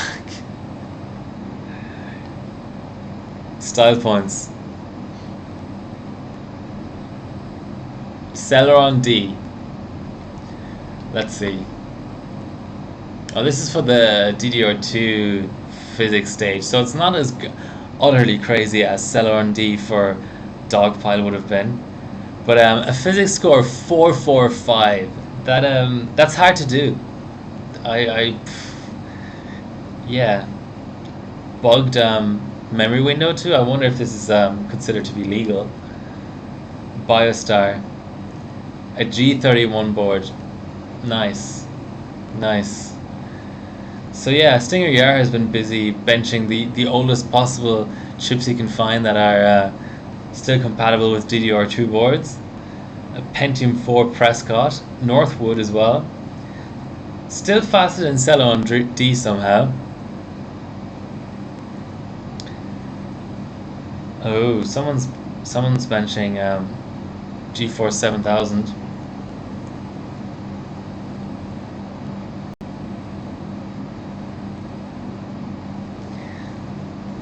How's the DDR2 dog pile actually looking?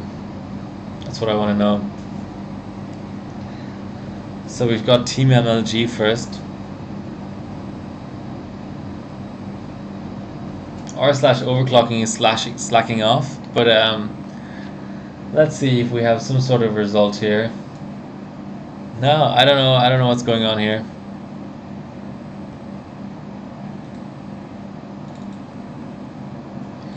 Memory is reasonably tight. North bridge is reasonably high.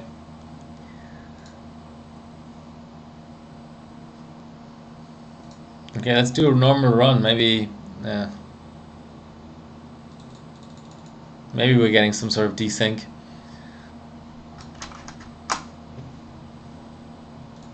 Let's do a non-overkill run.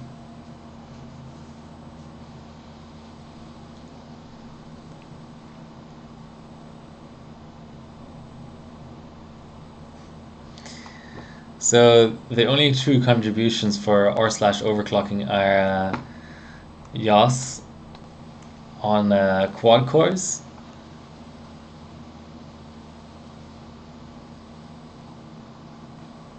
on stock.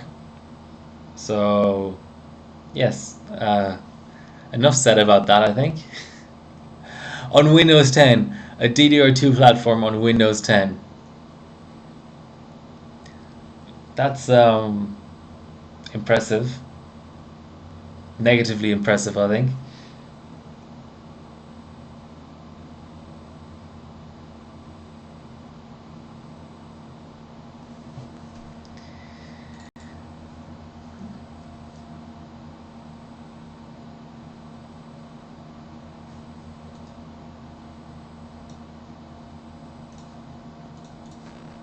Okay, I'm gonna save the profile and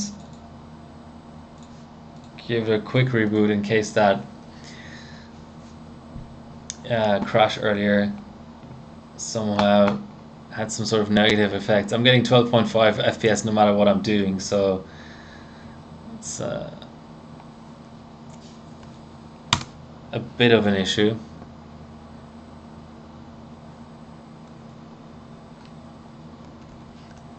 As we get our customary 5D.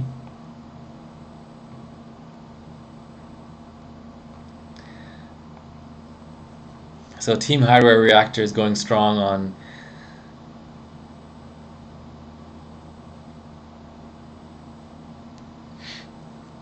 this dogpile stage.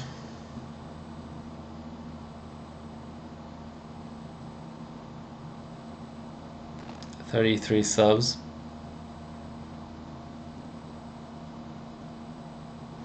That's quite the selection of every Intel DDR3 chip ever made.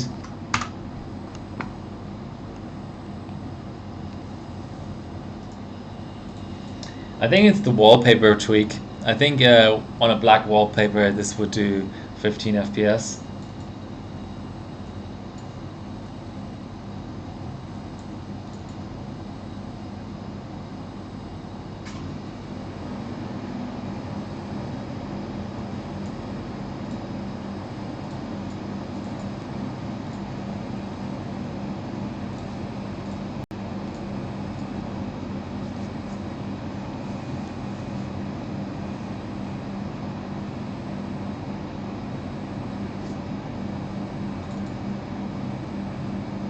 That's horrendous.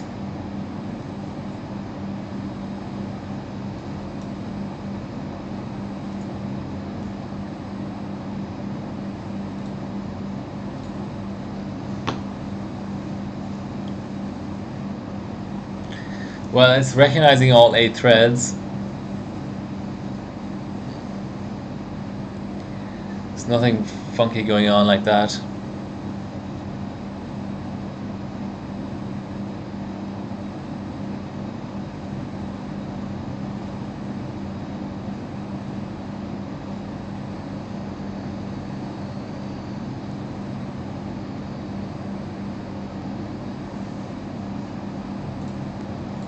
So that was a 12.21.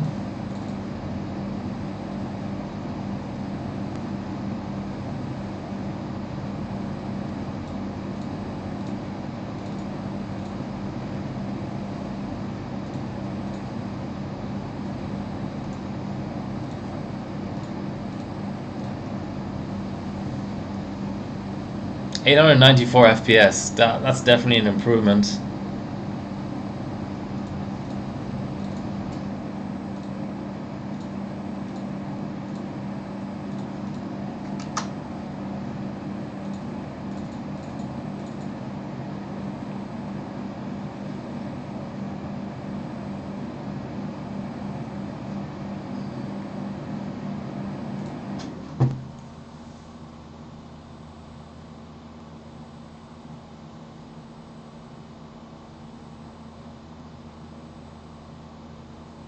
Oh, max mem.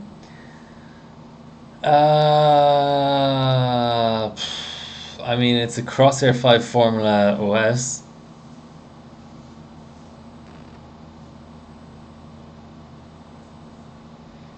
And X265 is showing all 4Gs. Once the run is done, I'll have a look, but it would really surprise me because under what circumstances do you need max mem on Windows 7 on DDR3? Doesn't really compute.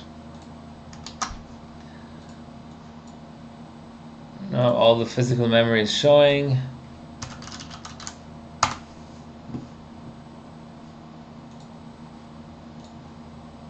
Yeah, no max mem.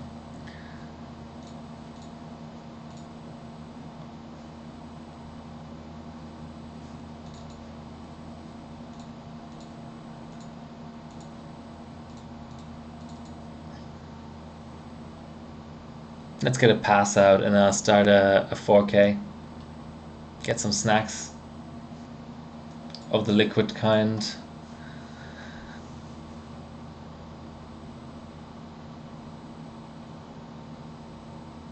It really should be scoring better than this.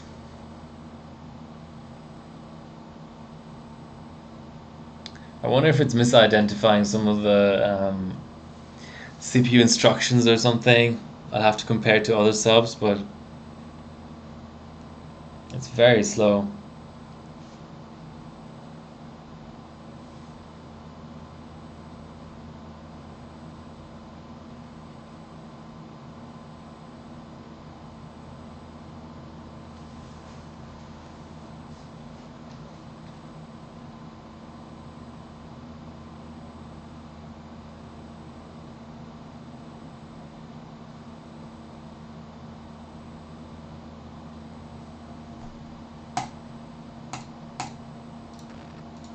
Here we go, 4K.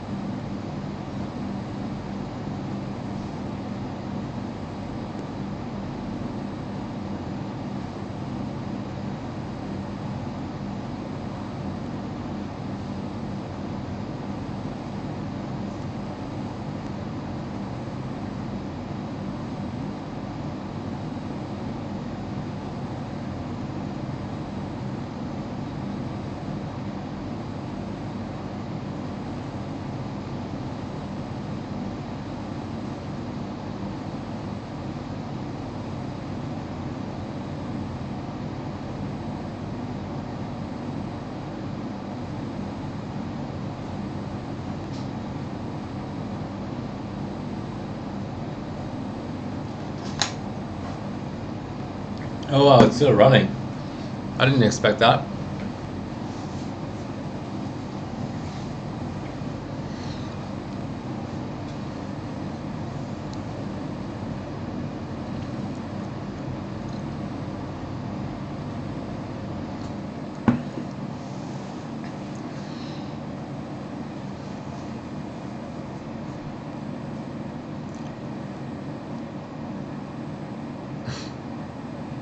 Five minutes to go.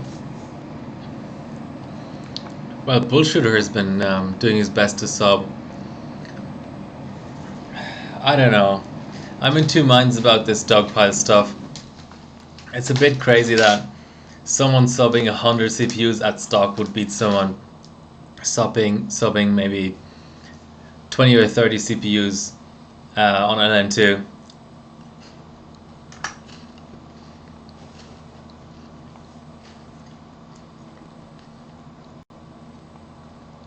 Kind of goes against the spirit of overclocking.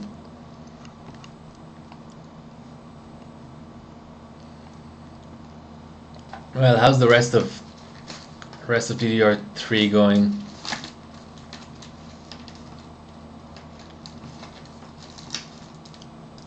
FreeMark 05 and LGI 775.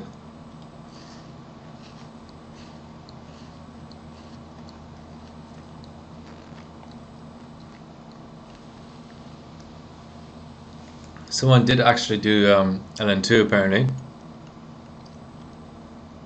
Probably Bullshooter.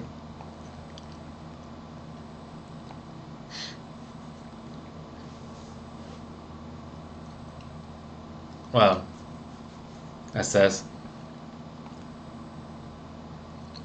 5.3 on SS.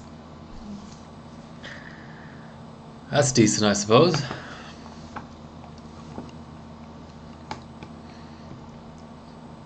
I don't know, the Germans may actually be doing some sort of a run at things here. Trying to beat Warp 9 and Overclock.net.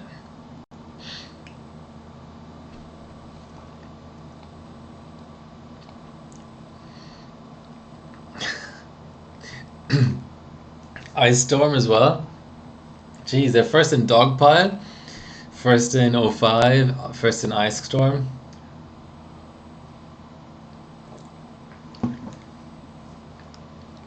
I'm guessing that's a Pentium? Yeah. 5 on SS, I don't know about that. That's a bit... I suppose it's not the... it's not sort of the most important thing here. 2400 DDR3 though.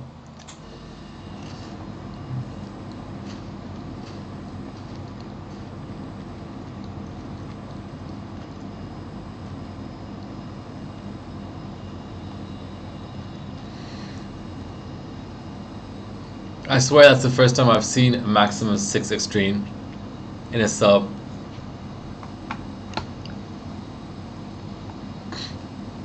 Okay, it's Cinebench time, but I don't know. I might have to spin up a new OS or something.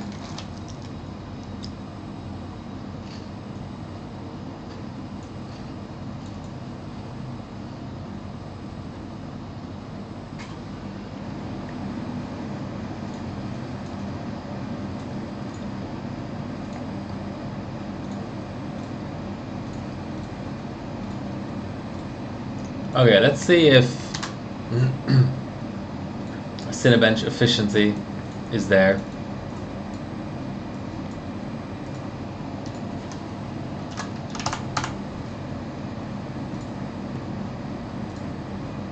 Yeah, whatever.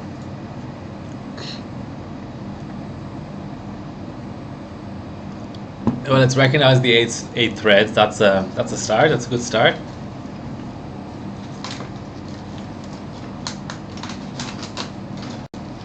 I once ran 3-thread on an LN2 on a 4-thread CPU. That was a bit of a waste.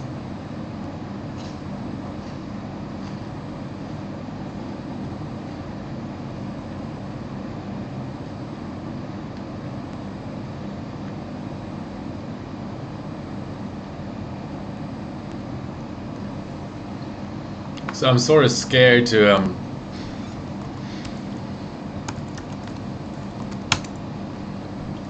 even look what a normal score is on this platform, on this chip.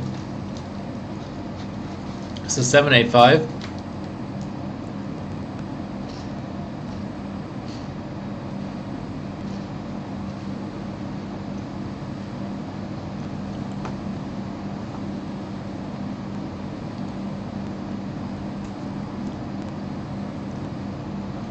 So some FFOC members.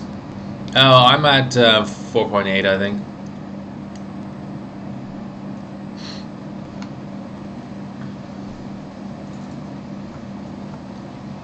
Oh, Bilko is there. Shar on LN2. Flanker even on dice. That must have been around launch, surely. He doesn't really do much dice anymore. Yeah, December 2013. That's decent.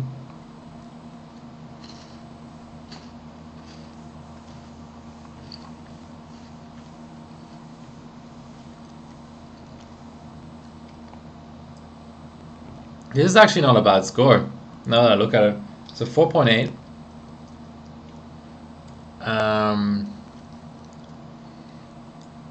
And yeah, I'm around 4.9 efficiency, so I don't know, it's just X265 that's fucking up.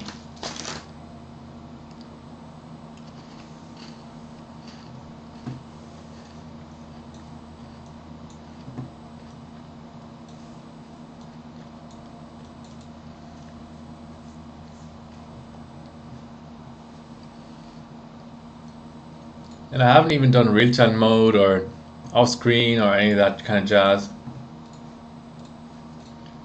I know what's missing. I need a capture utility.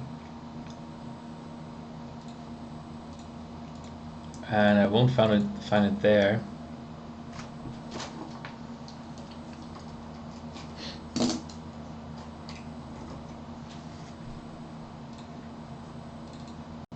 This is a good board though, I like this board.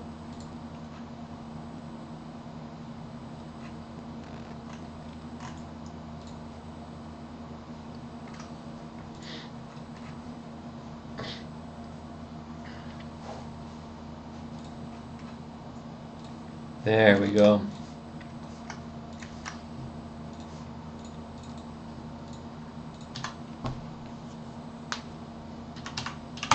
That's what's wrong. I should have been doing Cinebench efficiency tweaking here. Would have actually gotten somewhere.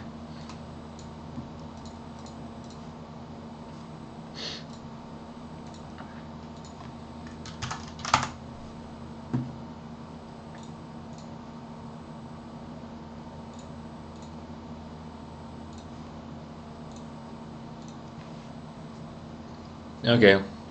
It's not going to do 5 at that frequency apparently.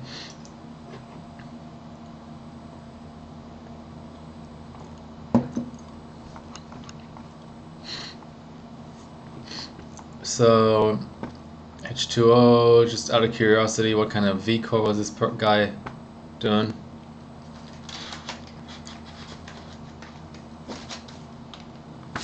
Not that it's necessarily going to be there.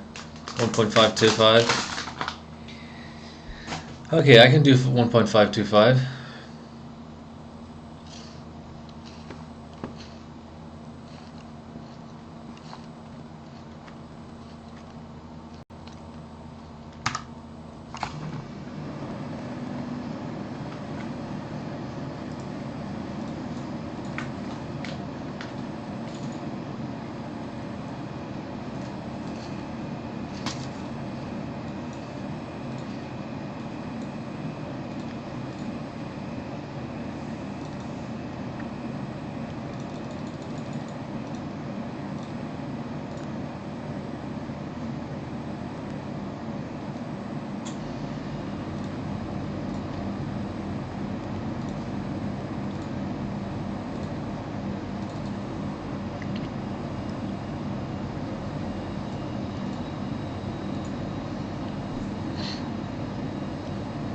Well, it's running. It black screened instantly earlier.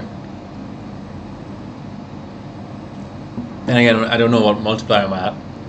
The profile might have been the previous, but whatever. Let's go, let it finish. I have Ceramic 2 under there though, so lots of cooling capacity, but not the ideal thermal transfer, I would say.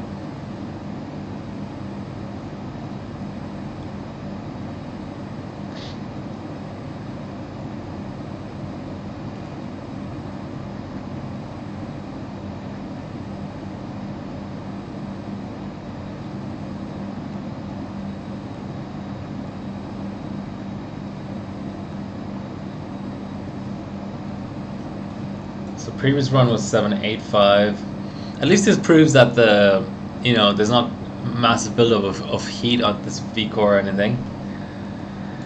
So let's go half malts. Oh, fuck it. Full malt.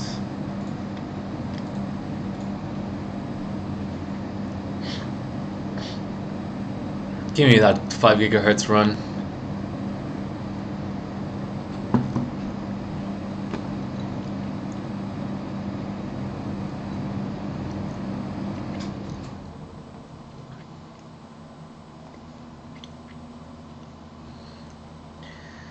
There's just something great about Cinebench 15. 11.5 and 20 and 15 extreme just don't do it for me. 15, it's like what's a good comparison? I don't get excited about SuperPi 1M, but I do get excited about 32M.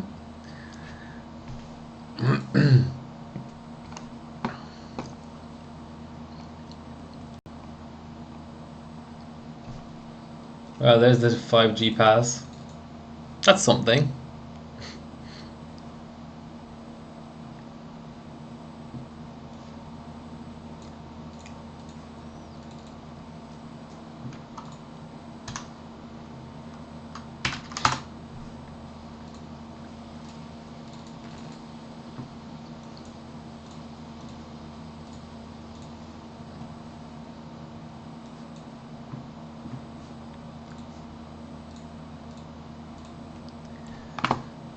Yeah, okay. Needs more V-core, clearly. Or was that an 812, I think?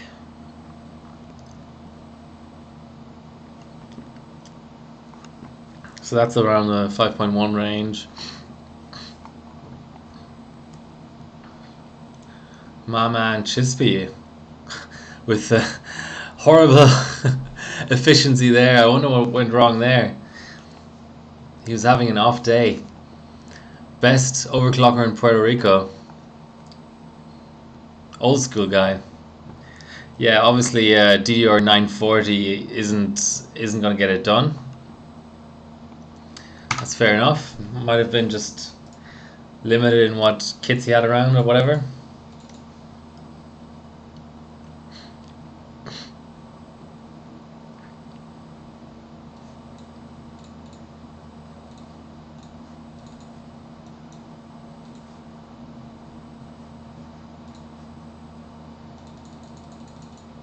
Yeah, let's go 1.55 or 575.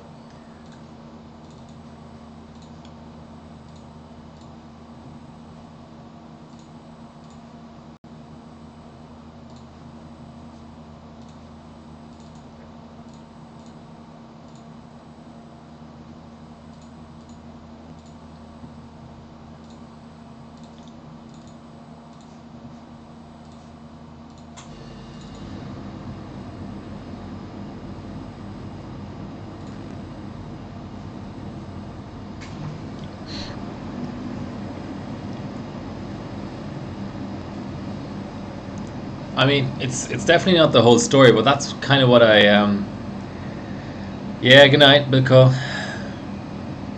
Yeah, nearly done anyway. Thanks for your help. The sense I kind of get with FX is that it just really, really loves high V-core for multi-core benches. It's probably not the whole story. Like, seems like a lot of the French overclockers have kind of learned it more than anyone else on LN2. Nobody else seems to want to run this platform on LN2 for multi-core, but what you can kind of see in the screenshots, at least, is just insane. You know, like two V-core for a multi-core bench on an 8-core. But and who knows what kind of V group there is and stuff. So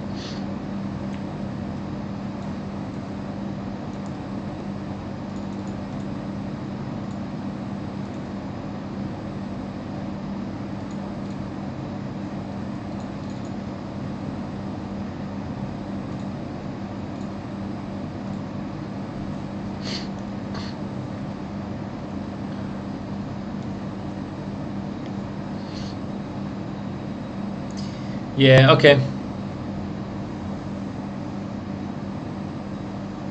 Subambient. Get a chiller, man. Free LN2. Man, if I could get free LN2, I would probably get on the dole and just overclock all day. The only reason I work really is just to get LN2, money for LN2. So if I can circumvent that middle step,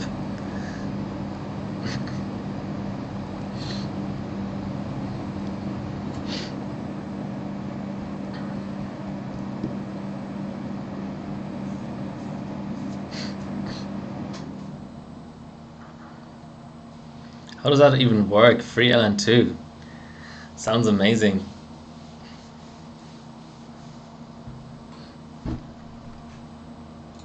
Okay, one more run until a crash of some sort, and then I'll pack it in. It's been fun. Here's to the next 50 streams.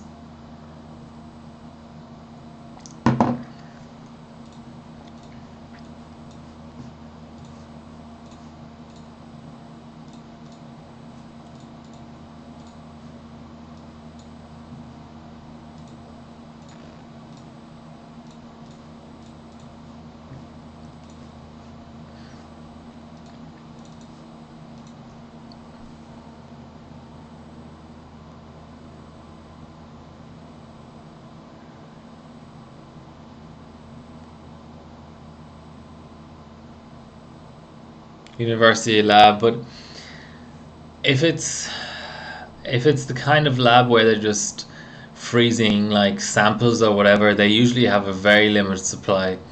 So when I buy dewars, whenever it's a 10-liter dewar, so basically the smallest size that is commonly used, it comes from doctors' offices and university labs, research labs, that kind of thing, because they don't have that much use for LN2. They just want to have a little petri dish, and they just want to pour a tiny bit of LN2 on it.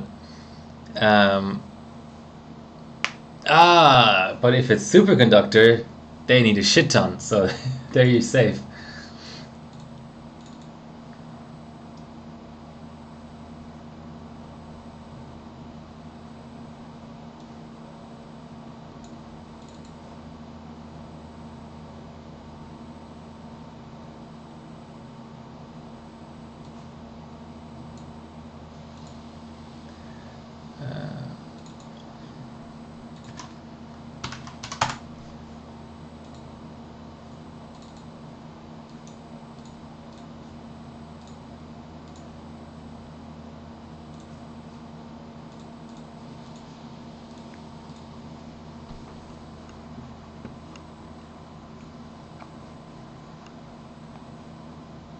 Well, it's not crashing.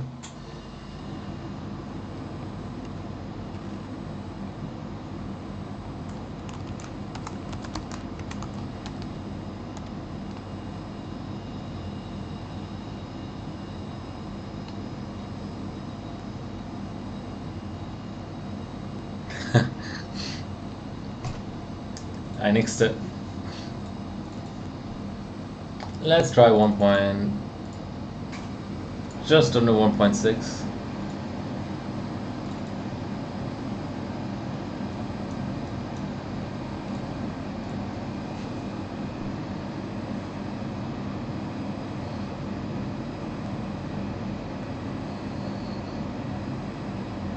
And I'm going to try off screen as well.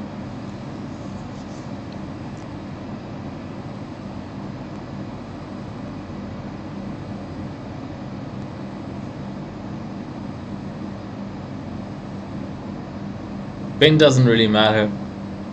Some good chips use small amount of LN2. Some good chips use more LN2 than average. So bin doesn't mean anything. Per hour. Okay. It involves a lot of factors. So it depends on how careful you are with your pouring. Depends on how good your thermoses are at holding and so on. So not linear curve, no way, no. Depending on the architecture and everything. So for graphics cards, they usually say that if a graphics card is leaky, then that's a good LN2 card. It will clock well, but it will also use way more LN2. It's really hard to say. 9920X, I haven't really overclocked Skylake X much, but 8 liters per hour, it all depends, because if you're having a session where you're having a lot of problems, then you will hit slow mode a lot and not actually be benching, so then you'll use less. So if you really like having a good session and benching constantly, then I would say maybe you're about right, but it just all depends. It's really hard to say. Sometimes you bench a dual core and you think you're going to be really good with your LN2, you're not going to use it much, and then you're just pumping V core so much that you still end up using like 10-15 liters a session. I mean, let's put it this way, even the longest, like even the really extra long sessions, the 6-8 hour sessions, wouldn't use, for me at least, for 2D, wouldn't use more than a 35 liter dewar. So that's what, 3 liters an hour roughly. But no, it's so hard to say. And you know, it depends on your pot, depends on so many different factors. Yeah. Anyway, that was live stream 50.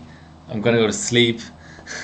It's 12:30 on a school night, you know. So error between the keyboard and chair, that's definitely a factor. I find that when I'm streaming, I use more LN2 because I'm sitting down and I can't look in the pot, so I can't gauge how full it is. And generally, a lot of the pots, the more you pour, the more you lose, kind of thing. You want to keep it pretty empty. Anyway, here's to the next 50. Good night.